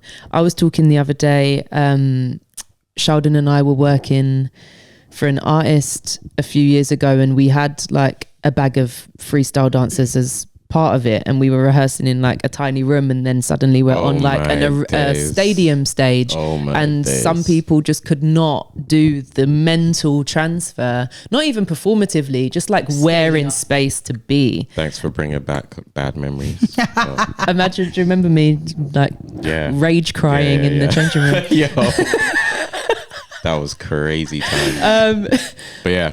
But there's just some things that as much as you could watch and be like, yeah, I could do that, or like, yeah, just bun that as a thing with any value, try it. And also to add to that, or just another perspective of that, is like, for all you negative Nellies out there, but just like, if you're someone who's like negative, and like I know a lot of dancers who are kind of like, why did they get the job over me, or this type of thing, especially on these more commercial things. It might be that, like, you might be like, oh, it was a job and the brief was like to be a popper who does this, and then this commercial dancer came in who's not even a popper and got the job. Like, I hear stuff like that all the time, and it's like, you're missing the point. They don't want somebody that knows all the boogaloos personally. Like they don't give a fuck you about. You know what I mean? Personally, it's crazy. Like, you've got pictures of Boogaloo Sam, no one cares, right? But it's like, if you're going to be in front of a camera, these things are what really like you need over the dance technique. Sometimes it's like your dance can be kind of crap, but as long as you can make it, if you can sell it on stage, or you can remember the choreography, transition it from like this scale to this scale and still be in the exact right spot, you're more valuable than someone who is a specialist, which in our battle world is super valuable. And these things are not like, all right, your battle footage comes out looking pristine, but who cares because you got smoked in the first round. But it's the reverse. Whereas like this is like your movement or whatever might not be the strongest or the most technically deep, but if you can sell it for a crowd and stuff, that's gonna be sometimes what does it over that. And then you have people like maybe Naomi who can do both. Naomi, I always say her name wrong and she gets pissed at me. Naomi, who can do both. It's like she's a technically sick popper and she sells it, then you're golden. But just as a like little side tangent, I don't think, especially like dancers now, because there's not a lot of like shows, because I feel like that's where we got our experience and training from. Like we went from the studios and then the big stage, and like knowing, cool, I need to be in this gap and I need to we were doing it as a hobby. Exactly. So like we grew up with that experience, whereas now, like especially a lot of the like newer gen, like they're not doing these shows, like unless they're in like Boy Blue or like Zoo Nation and stuff, etc., like cool, but like a lot of these freestylers or whatever, they're not getting that training. That is really true. Yeah, it's not. I mean, it sounded kind of, it had vim behind it when it was being said, but that is true. And also, not everyone from one scene even looks at the other like, I could do that, but it's just worth saying that they look like easy skills, or just ones you could do if asked, easy. And it's hard stuff, man. Especially if it's a one take. Sorry, bro. You gotta be on point. Oh, and one take it might as well be a live show. This is what I say to people when they do like when I shoot videos with people sometimes, is like when there's like, especially battlers that are like, they came up with a choreography and they want to film it. And then they're like, oh, let's do another take. I'm like, what would you do if this was a show? You'd have one chance to get it and you'd get it right. Yeah, but it's like, because you know it's a video and you're like, oh yeah, I can do it again. You start laid back. Yeah, or it's like, it's not even that you intentionally mess up, but it's like you have the luxury to mess up and do it again. But it's like, there are dancers that are trained to do things in one take because they're live performers or do one takes or whatever, and it's like it's a skill you have to be able to have. It's like to be able to dance once and to get it right. It's like that's part of it. My friend from the States is here with an artist at the minute, and she was telling me about their choreographer. Yeah, their choreographer on production week, like pulled up American Airlines and like found a flight and was just like, because someone messed up, was like, next person to do it, I promise you. Wow. I'm booking you a flight home. I'll book you a flight home. Oh, that's hilarious. And you can't isolate this as a... I hear that. Yo, I hear that because he would, you know. His brain was already going. And this is it. That's the real. And the shades are on. No, it's not. No, it's not. I can cut all this. You don't have to. Leave the real will just skip to the next bit. But how mad is that? That is crazy. That's funny. That's wild and to actually, receive the that. same dancer was like fired from a thing on job. Like she was the star of the audition. Like the groups were all being made with her. Like you again with you. Like the formations were being built around her. Then on the job, the choreographer's just like, she was messing up a bit, but it's rehearsals. Like, am I not allowed to like take a set to get it? Crazy She was like, pressure. like you're just not there, and I don't think you're going to get there, and we don't have time. Jesus. And then her replacement just like walks in. So they nah, that's mad. Your replacement walks in while you're still imagine in just being position. like not saying anything and be like, oh, this is Chaldon. And you're like, oh, who's Chaldon? It's like, oh, that's who's replacing you. You're fired. Not even an introduction. I'm just like, yo, bro, I'm taking your position. Yeah. Could you move over a little Just bit? like slowly just coming into their personal space and just like, yeah, that's my spot. Thank you. That is Mad, isn't it? crazy. Savage. Hilarious. It is savage, but I do kind of rate the whole, your flight will be booked. That is right. crazy. That is funny. crazy, yo. The thing is, though, I think it's like, especially speaking more from the battle side of the world, it's like we do need to get used to the fact that like there's an industry and there's a business and you got to pull your weight or go home. Like, and I know there's like an extreme version of that, which is like you said, like, all right, I'm in rehearsals. Can I not like take a minute to get it? Yeah, but also true. the other end of the spectrum is like people are showing up thinking, oh yeah, I won 17 battles. Like I can just rock up. It's like You know, nobody give a fuck cares in about this that. world, Yeah, man. Like man.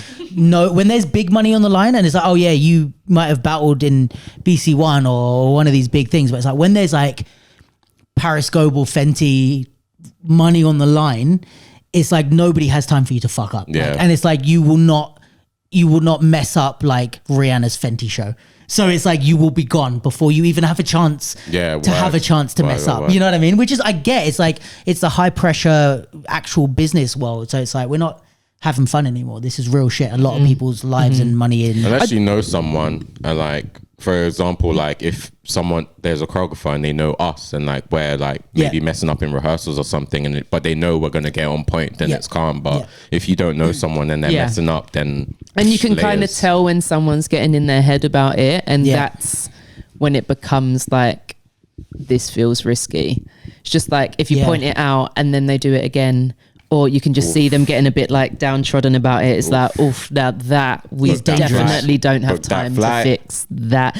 Book that flight. Book that flight. Skyscanner, anyway. But I'm from here. Book that flight. You're not anymore. But I mean, even like say when we did Vice, it's like there's probably a lot of moments that if Quayle didn't know any of us would have been an issue. But it's like, all right, I'm thinking of one particular hungover tech run, but like it's like there's certain things that it's like, you know, he can look and be like, all right, this is dead, but I know you guys well enough to know you'll deliver, which we're really lucky. You know which one I'm talking If about. I was Quayle, I would have had a conversation with all you, man. What do you mean you, man? You were with us. I was alright for tech. What are you talking about? Is he Don't try it. Kenji didn't come out, but you did. Yeah. But I didn't get waved like you lot. Don't try and add me. See, the reason I can't argue is because I was too waved to know if you were. I was blessed. You might have been sober. Cool. I was blessed. I mean, collectively, it was billed as like the worst tech Quayle had ever seen. Collectively. But I get it. Some of us were like, I was definitely on stage as in the Mandem bits with a dress on. So that's crazy. Because I don't think I could find my trousers. Or like the bally or something. I swear, like someone left the bally or just hung over like searching for her trousers. It was the tech though. Yeah, but I think I think it maybe I didn't have the bally on. I swear. No, yeah. didn't. I don't know. I can't remember. I don't know because I was. It was. I just remember everyone being wounded. Display. I think because I was doing free. So we did Vice in Luxembourg. Yeah, you were doing the and like Breaking Convention was happening there, times. And I had to do freestyle funk forum. Sure, you did. So I had to go like leave everyone at lunch. We all went to eat, but they were just like chilling, maxing, relaxing. I was like, oh, I've got to go. I'm not sure if I cried or wanted to, but I was definitely finished. Like I'd slipped over in the toilet and just like bounced back up. I'd like whacked my face. I don't even think I know that. I didn't even know that. On the night before? Yeah, like I was all purple, like under here. But like the level of drunkenness was such that, you know, I just bounced up and just went like trotting back to the party. Just blood pouring down. So like that was That's crazy. Time. I didn't even know that. Shout out Promotion. They definitely influenced that. Also shout out Quayle Roach because he's the lead in a BBC drama. Yes, he is. Oh yeah, Wolf come on. Right now. He's been doing bits. From the people behind Sherlock. I started it. I've watched the first episode and I was just like, he's like the lead. Sick. Like he's the guy. Yeah, that's cool. And it's actually really good. I'm invested. Mum, look, that's the guy who was disappointed with me and Ted. My mum loves Quayle. Yeah. He hated me, but he loves me now. Yes. He found it funny, but he was he also did. like, no, but like this is what I mean. Going back to the thing is like, yeah, but he gets weird. It's this thing of like, he found it funny, but like because he knew we'd be don't fine. fuck up. Yeah, like you're gonna do it. Course. If he thought for a second that we wouldn't deliver the actual show, it would have been a whole different vibe. Yeah, for sure. You know what I mean? But he can trust us, like he knows. And also at Luxembourg, it's already however many. Like I was fairly new in Luxembourg. And I had already done like 4 or 5 shows, I think, maybe 3, 4 shows. Yeah, so we had that you guys had done all the tour, calm, so it's like it's a lot. Yeah. It's not the first show you've ever done. I don't think Quayle was under any illusions as to how much we like respected and loved that piece. Yeah, like I'm surprised I don't have a Vice tattoo, to be honest. Truth. Like I rode No. I still ride hard for that show. Yeah. Did you say shall we get one? Yeah, unless it comes back. If it comes back, we're all getting tattoos. Johnsy did say something about like you better rewriting and stuff. Do you know what I mean? Shout out Quayle. I'll get a Bird Gang tattoo right now. I mean, I've got the bird I wings. won't, but Do you? Yeah, on my back. What? Zup. I'll get bird wings if I can do Vice again. Come on, guys. So yeah, that was Jungle. Quayle, I swear. I've still got it. Yeah, we can still do. Yo, I could what? do it now. No rehearsal, just Let's go. breaking convention. Let's go. That was it. Nah, I'm dead. That was an era. Is that the head thing? On the table. Yeah. Oh, the monster. You even in that That bit? part was Yes, cold. I was in that bit. Oh, were you? What? Yeah. I thought you were like on the other side or something. No, that was No. my mad change round. I mean, I'm so just focused on what I had to do in that No, section. was that my Well, mad like on change? the No, after that freestyles. was my mad change. So I did the table and then I had to run around word. and get the dress on. That's another thing with all this conversation of like faces to the camera, blah blah blah. Is like even being able to like do transitions, changes. Like there's so much that goes into being a dancer besides just being a good dancer. And I think people realize that a bit too late. Is like they develop all these skills, get themselves on a job because they're killing it as whatever. Like, which is That's why fine to experience is not. everything, It's the man. same as like being okay with not caring about every cause going or like knowing everything about every topic. It's like it's fine to not care about all elements of the scene or the community. the art or the industry, but if it's something that you want to do, Yes. then yeah, you need to recognize that there's more to it than just being very talented. Yeah, I find this when people are like, especially in the battle scene again, but it's like that's where I spend most of my time. But it's like when people want to like yeah, I need to start making money as a dancer, so I'm gonna like apply for some agencies, try and book some jobs. And it's like, I mean, your advice from one of the early pods I always tell people is just like, first of all, know what you want to do. Like you can't just say I want to book jobs. Like what type of jobs, where, like what do you think you have to offer, let alone like what are they gonna give you. But also it's like there's, you know, another 50% of the thing, like yes, you're a good popper, you're a good house dancer or whatever, but then it's like you have all these other things to think about if you book the job. So you book the job, now it's like all the other skills, like can you even do them, or have you even thought about them, or whatever? Can you follow direction? Do you understand contracts? Exactly. No, that's all mad. But the shade, Follow the dimmed again, bro. I was Follow treating Tali's it as a segue. Go on. Segue to yourself. Talk your shit. A segue to me. So what I think it might be helpful to do. Someone's calling. I've got to go. So what I think it might be, I'm not going to go on about it loads. Touches you, isn't it? A little bit. No, I don't even feel it. I just thought it worth. Might not need to say anything past reading out my post, but I just think it's very important information. So, negotiate the terms of your contracts with foresight.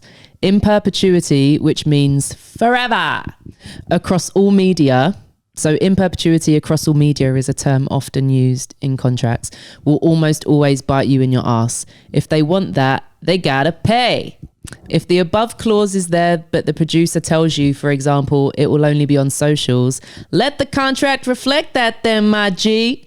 Can I add to that real quick? Yes. Anything that is said to you in person or on the phone, it doesn't matter until it's in writing. Like fees, anything, I don't care unless you write it to me in an email at least, and then at most in my contract. Like just because someone said they're going to pay you that much, it doesn't matter. Like, yes. Get it in writing. But sometimes in emails, that kind of thing will be said. Like, Bill, it's only going on social media. It's like, yeah, that's fine. Edit the document you just sent me then. Then put it in a contract.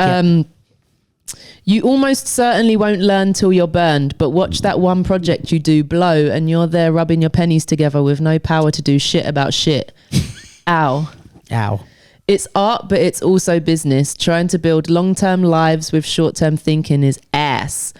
They either don't know or don't care, so it has to be on us to know and care. Do you get it? That was the post. Do you get it? So, yeah, there's not much more to say on it than that, really. But when you get given contracts, especially if you're given them and there's like haste to sign, they might not always be being janky with trying to get you to do it quickly, but either way, you do need to say, I need a sec to read it and to understand it. It's not about signing it. I need to understand what I'm signing. It's your right. And some people do find that difficult because contracts are often written in a way that's difficult to understand, but like, you're the only person that's going to suffer if you don't get it and then they exercise the right that you've signed away. Would you recommend, like, if people are, if you still don't understand it and you've taken a minute to read it, let's say on set or in a meeting, would you recommend saying, can I take this away with me and get someone to, because that would be my instinct. Yeah, because like if they say no, it's like, what? Yeah, because then isn't there a legal thing? Is it going up in smoke at midnight? Like what? But isn't there something legal about like coercion, coercing you into signing a contract that's not like really? I shouldn't be getting it on the job anyway. Yeah, like, I shouldn't be at work signing the terms. But even in a meeting, work, you could still be pushed in a meeting. They're like, "Well, you need to sign this today because we have to shoot it next week," and it's like, no, I don't. Like, I'm going to take this over and send it to you tomorrow, but I'm going to go and I'll be like, well, that's fine, but the meeting ends now then because I'm going to need a sec. Yeah. Like, so we're not going to continue talking because I need a minute. Yeah. It's like, I don't think we see, I feel like we almost look at contracts as like barriers to our money. So like, I need to sign this, or they're treated as such. Like, you'll be paid once you sign this. And it's like yeah, I'll be paid that sum once I've signed this, but signing this, if it's shit, means that I'm not going to get paid ever again. So I'm going to need a sec, which leads me to, I posted just a little like addition to it today. that the in perpetuity thing is sometimes wrapped up in a release form, and a release form is often like flung at you on set by a runner with a box of biros, and they're just, can everyone sign this? Everyone sign it, and it's like, again, I need to read it and understand it, but often you just like sign it and then crack on, unknowingly signing the rights away to the work that you've done. And what in my close friends, I exchanged like a fairly heated discussion that I was having over at Zoo Nation with a potential client, and they were doing a festival film, and festival films that go on festival circuits, there's no money involved or they're low budget because you're taking them to the festival in hopes that a distributor will pick it up and then it will be in cinemas, etc. So the fees are quite low because of that. And in their contract, it said in perpetuity across all media. So my client, an actor, was getting paid 175 quid a day based on it being for a festival, but in signing that contract, he would not be paid any more if it ended up in cinemas. And this team were just not willing to change that clause. And I was just like, they were like, but it's unlikely that it will. It's like, yeah, but surely you're making it and taking it to festivals in hope that it does. And it's like, it's unlikely that I'll murder someone, but the law still states that I can't. Do you know it's just like, you want it to do well. So there's that. I also hope that it does well. I'm just saying, if it does, you need to pay my client more. And I don't really get what there is to misunderstand about that. There isn't anything to misunderstand. It sounds like just not wanting to do it. But I said to my client, like, I have to step away from this because they're not changing it. Like, if you want to do it, that's a you thing, but I'm not representing you with this being the terms. And I think they went on to do it with the thought that, like, I don't think it's going to be like, doesn't matter though. It's like, watch when it is though. Yeah. And it's in cinemas across the land, and you spent that 175 like months ago, and like, you have no right to flag anything about anything. I feel like we need to move into a space where we are good with saying no to stuff. Like, especially if we don't fuck with all of the like little details. It's so hard because like crazy. In the scheme of like a 9 to 5 or like a side job, these jobs are well paid. And when faced with that chunk, earning it under bad terms to most is better than not earning it at all. Yeah, of course I hear that. But I think that like in the long run, it just fucks us all up. It does. Like, it's really hard to get people, just from the Dancers United of it all. It's just like, that is the core of it. Like, it messes it up, just the industry up. Yeah, man. And this is why dancers are always like care past themselves or their circle is just really, really hard. But it is, as someone that's watched the same issues for like 15 years, and people still not have, like, it's one thing to not understand the contracts and be like, I need to ask someone, but also just in being rushed to do something, just having the confidence to be like, fall back, because like, I do need to understand what I'm signing. I'm going to need a sec. Like, so many people don't even feel that they can do that still. And I think we're the talent. We are the talent. And I think also, like, when you have these discussions, it's something I've learned I think luckily I had good role models that kind of taught me this type of stuff younger, you being one of them.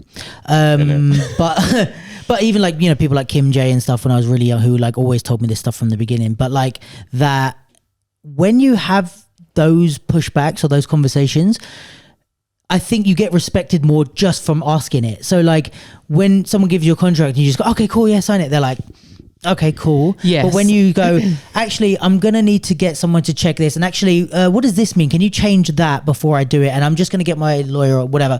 And then I'll get back to you on Tuesday. Then they go, right, okay, we're dealing with a professional. Exactly. And then just that, even if I would almost go as far as to say, and tell me if you disagree, that you should, even if the contract is fine, say, I'm going to have a look at this, just to let them know you're really reading it. Yeah. Even if you look at it, you actually do read it, even if it's you and you're like, yeah, cool, this is all perfect, I understand this. Like if you're a newer dancer, let's say, not you with a reputation, but just to send them a message, and if it's a new company, like say, looks good, but give me a day or two to check over it and like discuss it with my whoever, like my agent or my consultant. Let me take counsel. Yeah.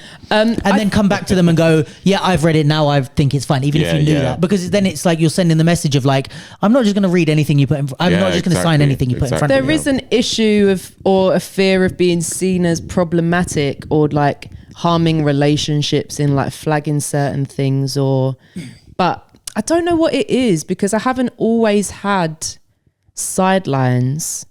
And don't get me wrong, like I've been like relatively burned. I haven't like missed out on like tens of thousands of pounds or anything, but I've just got this thing where I will burn a bridge with no issues.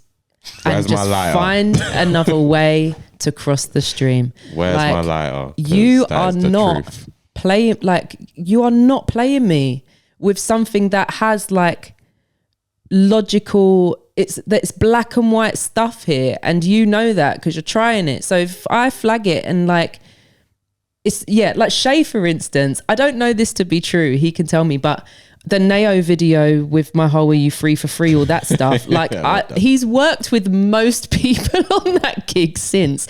I am not one of them, but like that's okay, because like I just have no regrets of like flagging what I saw to be a very problematic working environment, privately in the space and publicly. And if that means that those producers, directors, whatever are like, yeah, she's a lot, that is cool with me. Like I don't want to build long lasting relationships with people that think I'm a dickhead. I'm okay. Like I'll find another way to, I say get where I'm going. Like I'm also not crazily goal oriented. So it's not like I see a thing as my route, but yeah, I just don't have space for it. But I'm also aware I'm an agent and it will look black and white to me because I have like the knowledge behind it. But yeah, I would love us all to just have a bit of vim behind things that are very clearly because wrong. We are the talent. There is no show, there is no video, there is no performance without us. So pay us our money. Bars. I think also there is something to be said about the, how do I say this? Like as a professional, anything, especially in the arts, like part of your job is people work, human relations, like people work. How do you call that? What? Well, you know what I'm trying to say? Like working with people, interacting with people, relationship building, relationship managing. There yes. we go. So there is a skill to managing relationships, pushing back with. I think you're crazy good at it when you want to be, of like saying something incredibly blunt and making it think like you paid me a compliment, and I'm like, hold on, wait, what did you? It's like, I love you, but I do not want to do that today. Oh, right. Well, that's, yeah. You know what I mean? But it's like that is actually a skill of like, you know, what I want to say is I'm not happy with this thing in the contract. What I really want to say is like, what the fuck is this? Why would you give me this? Say it like that. You don't say it like that, but you say it in a way that's like, guys, I would love to work with you. If we can just clear up this thing, I would love to get straight to the first thing. Like the contract, most of it looks great. There's just one thing I want to change. No problem. You know what I mean? Like whatever it is, but in your, that is the key, I think, because when you feel No. When you feel like you're being played, you have an emotional response to it, and it's like you do have to feel that and let that go, but that's just not where you can't put that into your response to the people, because it's business. So in my email interaction that I put in my close friends, this person's talking about like being sad, or I'm just like, what are we talking about? We don't care how you feel. Yeah. It's just like, but in a way it's like boxing, it's like imagine you enter in a boxing match and then someone punches you in the face and you get angry because they punched you. It's like, that's what you're trying to do here. So it's like, all right, what's my calculated response? I'm going to do this. I'm going to do this. And it's similar with business. It's like, you're angry because someone tried to make money from you. Well, that's what you're trying to do with them. And it's a back and forth. And if you, in my head, if you see it like chess, I'm like, I sit down to an email exchange and I go, your move. And they say, it's like, what's your budget? What's your fee? And then they go, they move their chess piece and I go, interesting move. Here's my counter move. And then they go, interesting move. Like, and it's just a game of like, and then sometimes people write something in a certain way back to me and I'm like, that's good because I don't have an answer to that. Like, well done. You know, like I'll be like, they're like, oh, what's your fees for this? And I'll be like, well, what budget do you have? And they're like, well, based on what your offerings are, we'll give you and I'm like, nice. You saw it coming. I like it. I'm ready. I think what I try to do, even if I'm trying to be a little like spicy, is be solution based. So with every email that I'm sending, I'm trying to move us forward. Like even if I'm trying to point out like flaws in a process, I'm not trying to get into just like a slinging tit for tat. Here's what you did, here's what I did. It's like this, I'm flagging this thing, but here's a question or an option that just like helps us get out of this. I'm not trying to just sit and endlessly tell people about themselves. The goal is to like flag an issue and find the solution to the issue. And just to go back to the release form thing, I said it to these guys earlier, like the way that they're doled out is like they don't matter, whereas this will never happen, but just to give it its like level of importance, it's like the whole cast should be sat down with like a head producer. You're all given it out and given like allocated time to look through it and ask the person that could answer any questions like there, or like they're just there all day and pointed out, hey, look for so-and-so if you've got any questions about the form. Cause like they're important documents, but they're just treated like little like fragments. Just, it's just so we can use your face and release the advert.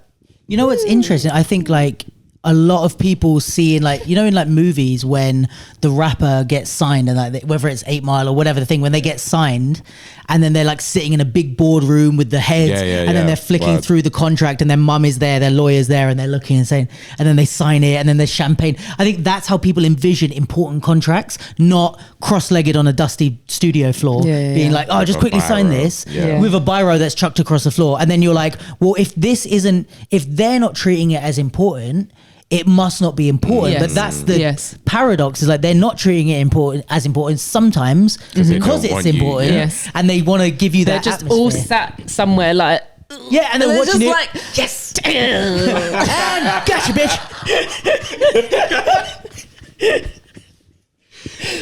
Gotcha.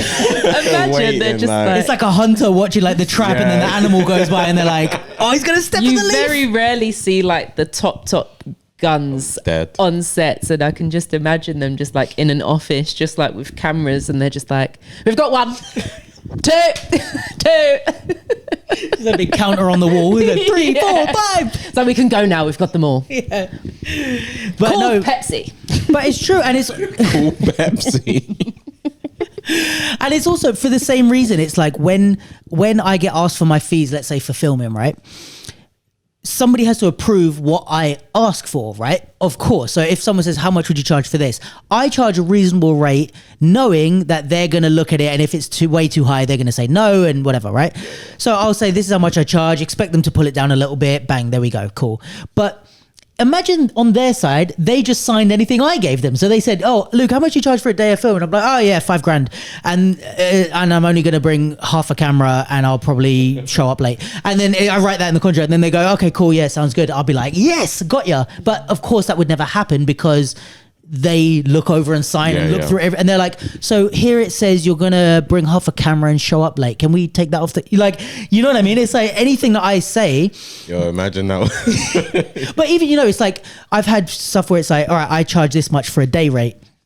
And then them come back to me and they go, well, how many hours do you classify as a day? And I'm like, that's good business. Because I could say, well, a day's work is 4 hours. And they're like, well, no, it's 8 or 7 and an hour for lunch or whatever. But businesses do it. So on our side, we have to do the same thing. Is like, it's not that they're the ones that should set the bar. Like, I think we think of it as like they're the ones that set the bar of how business is done, and we're the people that fall into line with what they say. Just show up and fall into line. Yeah. And what it should be is that we're not in school anymore. Exactly. Like, it's not the teacher. Like, when you're in school, the teacher sets an example of conduct. Like, when you're arguing, a teacher should, even if they're angry and you're being a little shit, the teacher should speak to you respectfully because they're teaching you that you should speak back to them respectfully. So then you expect that same behavior from these corporations or big people with money, is that, oh, well, the way they do business is they're setting an example for me, which is not true. You're just two equal people who are exchanging something.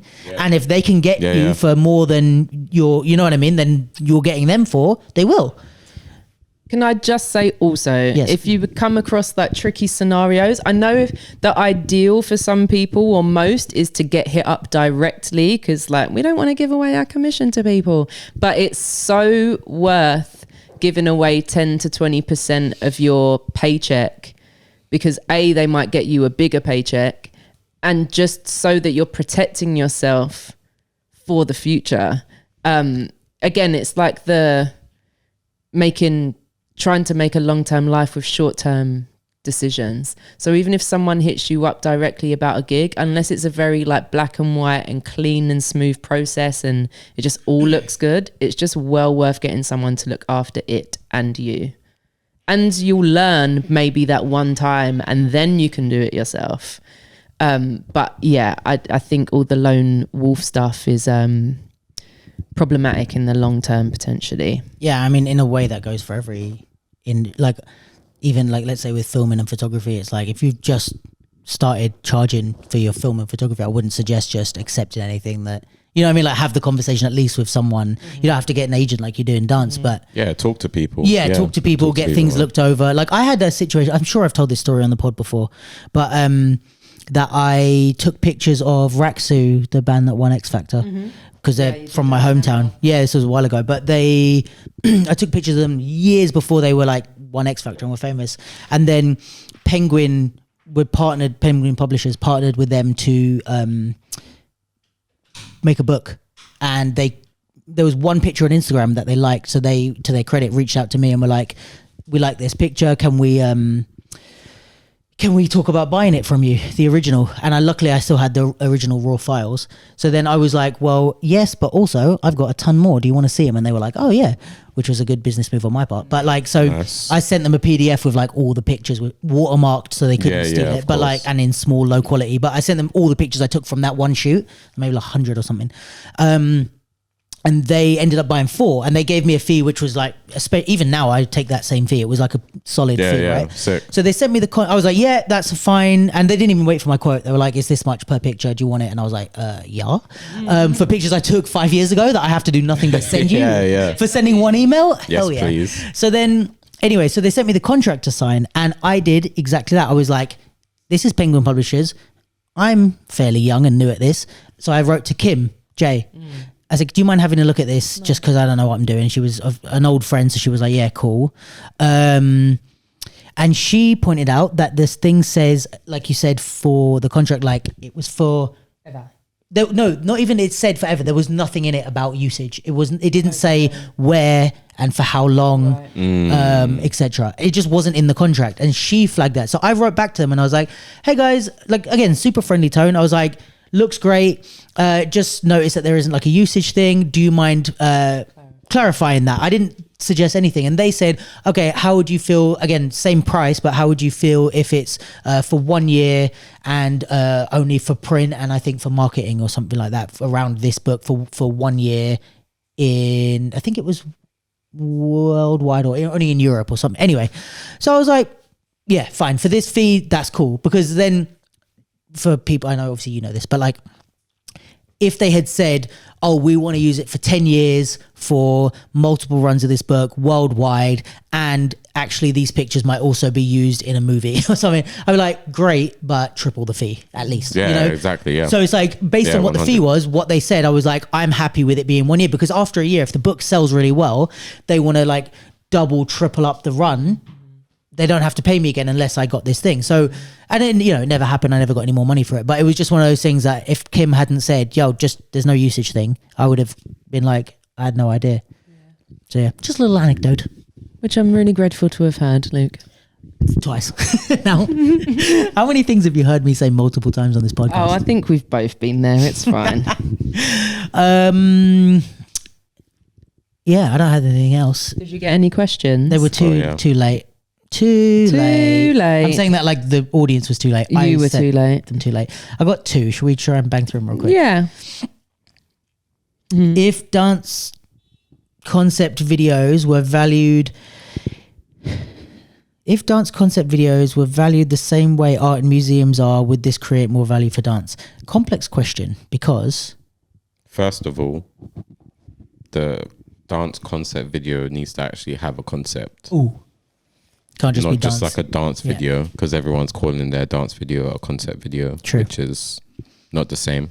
But yeah, I love dance films. Actually, this was one thing I was going to say about Jungle is like I hope that a 50-minute video of just dance like encourages more people to make long form dance content. True. Yeah. And this is me saying like I'm banging out like these 1-minute Insta videos all the time. Like, you know, we all do it. But I just like if someone in the scene like even like someone like you, if you put out like with Tribewayz like a 25-minute film of like comedy, I'd be like, this is sick. Yeah. Like I'd put it on the TV and get my popcorn out, and like I wish more people did stuff like that. You know, I feel like that the value starts with us valuing our work more, and because I speak to so many like predominantly younger dancers where Instagram is the platform, but that's like the end of the thought process, or like that's the reason why, not why in terms of the expression, but that's where the work is going, and that's it. Like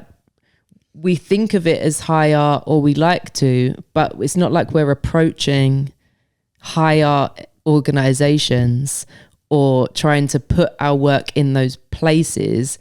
And it would be nice if they approached us, but if we just see them as things to just throw on Instagram that are just going to disappear down a feed after a few months, let alone few years, then why are they going to see it as something that can live in their building for like years and years and years? Yeah, 100. Like, I just don't think that they're going to. The sooner we move away from caring about likes and views and all of that, I mean, maybe not views, but like going on YouTube, like posting more on YouTube maybe will help. Oh, I encourage that a lot. I think Vivo, it's just really good to have somewhere on the internet that isn't an Instagram where your work lives, and not 100. for it to like pick up a following on another platform necessarily, just somewhere else for it to live, especially if you're paying videographers like big money for like good equipment and then no one's ever watching it. Can I just say this right now, and this is going to shoot myself in the foot because I make money off this exact thing. Just tell me to bring my iPhone. I'm not going to clip this for the real, so not everyone is getting this information. A lot of what makes a good camera good is the resolution. It's the sensor size and the resolution that the camera can record in. Now, resolution is, to a certain extent, and videographers don't get nerdy on me, to a certain extent only useful depending on the size of the screen. So if I take a picture with a full frame camera or a crop sensor camera, which are two different size sensors, the difference on Instagram is very minimal. It only starts to make a difference when we're printing for exhibitions and we're projecting. Like if there's some videographers who charge big money and charge way more than me, you might, if I do a good job, not see the difference between my work and their work on Instagram. But go to a film festival or go to like something where it's projected and big, you'll see a real filmmaker versus me, which is, I would say, just like a videographer. It's a difference. There's levels to the thing, right? So when you're paying big money for something that goes on Instagram, like not all the time, and it depends who, because I would say my skill set, and why you should still hire me, my skill set is to know what works on Instagram and what works on social media. So now you're not paying me for the quality of the camera, you're paying me for my creative skills. But the thing of just paying someone with a huge camera just to get you something for Instagram, it's like you're not paying for what you think you're paying for, and it's not going to look much different. And there's content creators who make impressively good videos with a fucking iPhone. And it's like, even just things like light is the first step before the camera. So great lighting and an average camera is better than shit lighting and a great camera. You know what I mean? So it's like there's loads of things that you don't even think about. And I watch some of these influencers with my knowledge and skill set. I watch some of these influencers and I'm like, they're damn good, like for their realm, cinematographers. Like they know how to light this, they know how to make it look good. They've framed the shot beautifully, all to do a little fucking TikTok, you know, or whatever. But it's like if you're making these dance videos, you're spending all this money and whatever just to throw on Instagram. It's like you're not, and like you said, it's disappearing down the thing. It's like you're not utilizing not only them but yourself. Like you've got skills that are like you're putting all this time and effort and thought into a thing. That's why these TikToks are so simple, because they know no one's gonna care about it beyond next week. So why put you know, you're sweating and slaving over this choreo that people are gonna forget next week. And it's like you're almost better off just doing a TikTok if that's the last stop on your train. If this is gonna, like I said, is gonna be a dance film where it's like there's stuff, you know, there's some dance films or whatever where in 10 years I'll still go back and watch it and be like, wow, like the Jungle thing. There's like, even if the dance has progressed, the filming has progressed, that's something that we're gonna come back and watch in 10 years. And it's like this fucking the last 7 videos I posted, and nobody's gonna remember them in 10 years, and that's fine. And I did it with that in mind. But yeah, it's like I think you're 100% right. You need to like have, especially if you consider yourself like an artist beyond the social media game, which I think a lot of us do. I would hope so. It would be very, very sad if we didn't. Yeah, I think the best way I've heard it described is like think of your socials and platforms as a funnel, and have the bottom of the funnel as your core audience, and that's who stays with you. And like you guys who listen to this pod, you're at the bottom of the funnel. This is where I funnel all the stuff to, and this is like core capsule people. Then the funnel goes like this, and it's like Instagram, TikTok, or it's like YouTube clips, then it's like Instagram, TikTok, blah blah blah, then it's like Instagram stories. And the point is you get caught by the stories, you might watch a reel, then after the reel you're like, oh, let me go watch a clip, and if you like the clip then you drop down to the bottom of the funnel. Now you're a core audience. But like that's the first step, not the last. You know what I mean? Yeah. Because also it's like if you get big on social media, where are you funneling people to? And if you look, a lot of these big influencers, the smart ones, will have a product that they're funneling you towards. So like I'm thinking of, you know, Dennis used to do hip hop here, German guy. So these guys are big, and they started their own like online dance academy type thing. Sick. And it's like I think it's more for content creators, like teaching you how to create content, but it's like a proper platform and whatever. I think I've seen this. Yeah. And it's like that's smart, because like you're getting all these followers, and the point is to create your funnel where you have millions on TikTok and funnel them down to a product like or a service or whatever it might be that you're trying to sell. So if that's Chaldon the choreographer, cool, do these banging clips, but in the hopes that the banging clips make them watch your full level choreography, which make them hire you to do the thing. But yeah, knowledge in it. Favorite newcomers in the dance scene right now is our last question. Ooh, go. Newcomers, I don't know if I'm qualified to say. We are not qualified to say anything. Not qualified to say, but just like who even counts as new now? Well, depends where you're thinking. Do you know more, maybe people in the III type of realm? Maybe it could be newcomers to your circle, or like newer dancers. I'm just thinking of like a young person. Okay. Lauren is not new to many of us, but she is young, relatively new to me. And yeah, I just think she's golden. Yeah, Lauren's doing good. So she's and that, I'm not speaking in battle terms. I also think with what I know of her as like coming through kind of crews and obviously specializing in popping, to then choose to go and train and do like a qualification in contemporary or at a contemporary establishment, should I say, is just, it shows a mind for longevity, I think.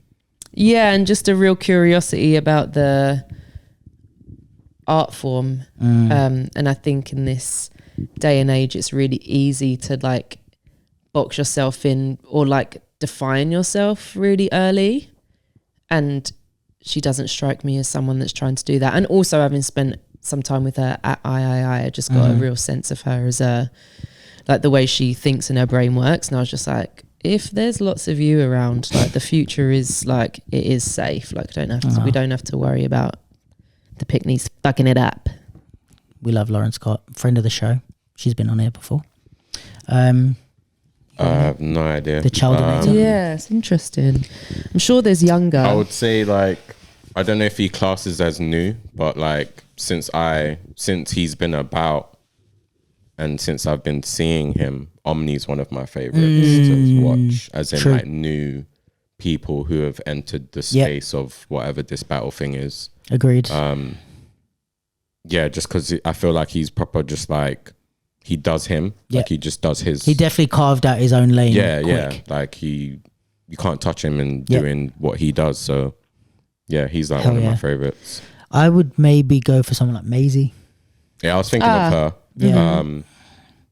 And another one I would say is Zach has really impressed me recently. Yeah, Zach. Because I remember. Blow up in a year. When he posted on his page the other day, just like his pre-selections from the Firehouse Hip Hop Weekend. Oh, really? And just like I remember seeing him like ages ago, and then like obviously his growth until now is just like fucking crazy. So yeah, big up to him. Yeah, I remember I battled him and Isaiah at Kieran's at the Jam Festival one of the nights. I forget. I think it's in the house something or other. Yeah, the New Kids on the Block thing. Oh yeah. And when we battled, it was like not this one just gone, but the year before. I think so. It's only been like a year and a bit. Yeah. And I had no idea who he was, and like they were. I said to them they did good, and it was like, you know, as in like you've got potential. Yeah. Mm-hmm. I mean, even that's probably just a benchmark that we beat them then. Is like Zach would fucking kick my ass now. Yeah, he's doing bits. But it's like from then to the next year when I saw him back, I was like, what the like in 1 year this kid went from like new in the scene to like one of the I mean, it's also like credit to that generation and like UPG and all the supportive stuff I've said before, but like that they kind of lifted him up as well. But yeah, Zach's a big improver. Yeah, I think Maisie's she's an obvious killer. Yeah, 100%. I love her composure in battles. Like that's also a very Harry thing, but it's just like nobody phases her. She battled D Nice, you know, big crumper guy. Yes. And it's like she's just like she's like, no, yeah, that's cute. You can be like, all you want, I'm gonna kill you. Just not phased, and it's like, yo, you're young, and for real. people look a lot bigger than that. Crazy, you know what I mean? Like, yeah, I know grown-ups that don't have that much composure, so yes, and that's like will make a nice battle personality, I think, when she grows into it as well. Yeah, Maisie, Lauren Scott, Omni, Zach, other newcomers. I'm trying to think. Who is even? There's a guy called Leo who. Oh, I like Leo. He's good. Yeah, he was in the Zoo show. Oh yeah, Leo. Yeah, he's from good. South. Yeah, exactly. Is he from South? That's right, South. He's he works with the D-Line guys. He's good. He's dope. Leo I think he does bits with Bird Gang as well. Oh, does he? Yeah, I'm pretty sure. I think he does Boy Blue bits as well. Okay, nice. Young guy, right? Yeah. But I was impressed by him at the Zip show. Now you're saying it, there's like quite a few. I don't know how much like newcomers they are, because obviously they've been in like Zoo and all of that stuff, but even like Dejan and like Elijah and all of them lot, like since I've been obviously like seeing them and like I've got to like meet them and work with them a little bit, like man, impressive. Have you started? No. Oh no, it's after summer, isn't it? Or like Zoo. When the school terms, like beginning of September. Right. But yeah, I've like, been around these guys a little bit and just like super impressed by just like their professionalism and just like their talent as well. Just like crazy. So. Yeah, sick. Zick, get it? Very good there. Bars. Watch out, Kendrick. Oh, wow. He's coming for you. Shall we wrap? Because this is longer than I thought it would be. We're not going to see that film, by the way. Yeah, I know. What? You missed it. We're not going to make it. Starts in 4 minutes. Yeah. Oh, shit. Sorry, guys. We can hang out with Luke for a bit. Yeah. It's fine. And drink his alcohol. Woo! All right. Well, thank you everyone for listening. Thank you, lovely people, for being here yet again. Thanks for having me, bro. What did you just do? I don't know. Gang signs. Raw. Is that how you... Raw, you've changed. That is a interesting sign off. Thanks so much for listening, guys. Love you all.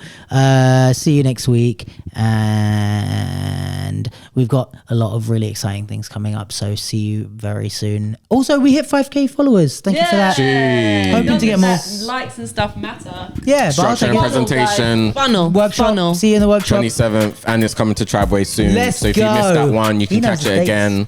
Boom, yeah. And check out Bits. Tribewayz. Check Bits. out the artists, but you can't come Bits. to the thing because we want to create Yeah, a safe 'cause it's- environment for yeah. the sharing, and you don't want Bits. people extra who aren't there. But also check it out online and check yourselves out in the mirror. You're all beautiful. Yup. Yeah. Peace. Bye, Bits. guys.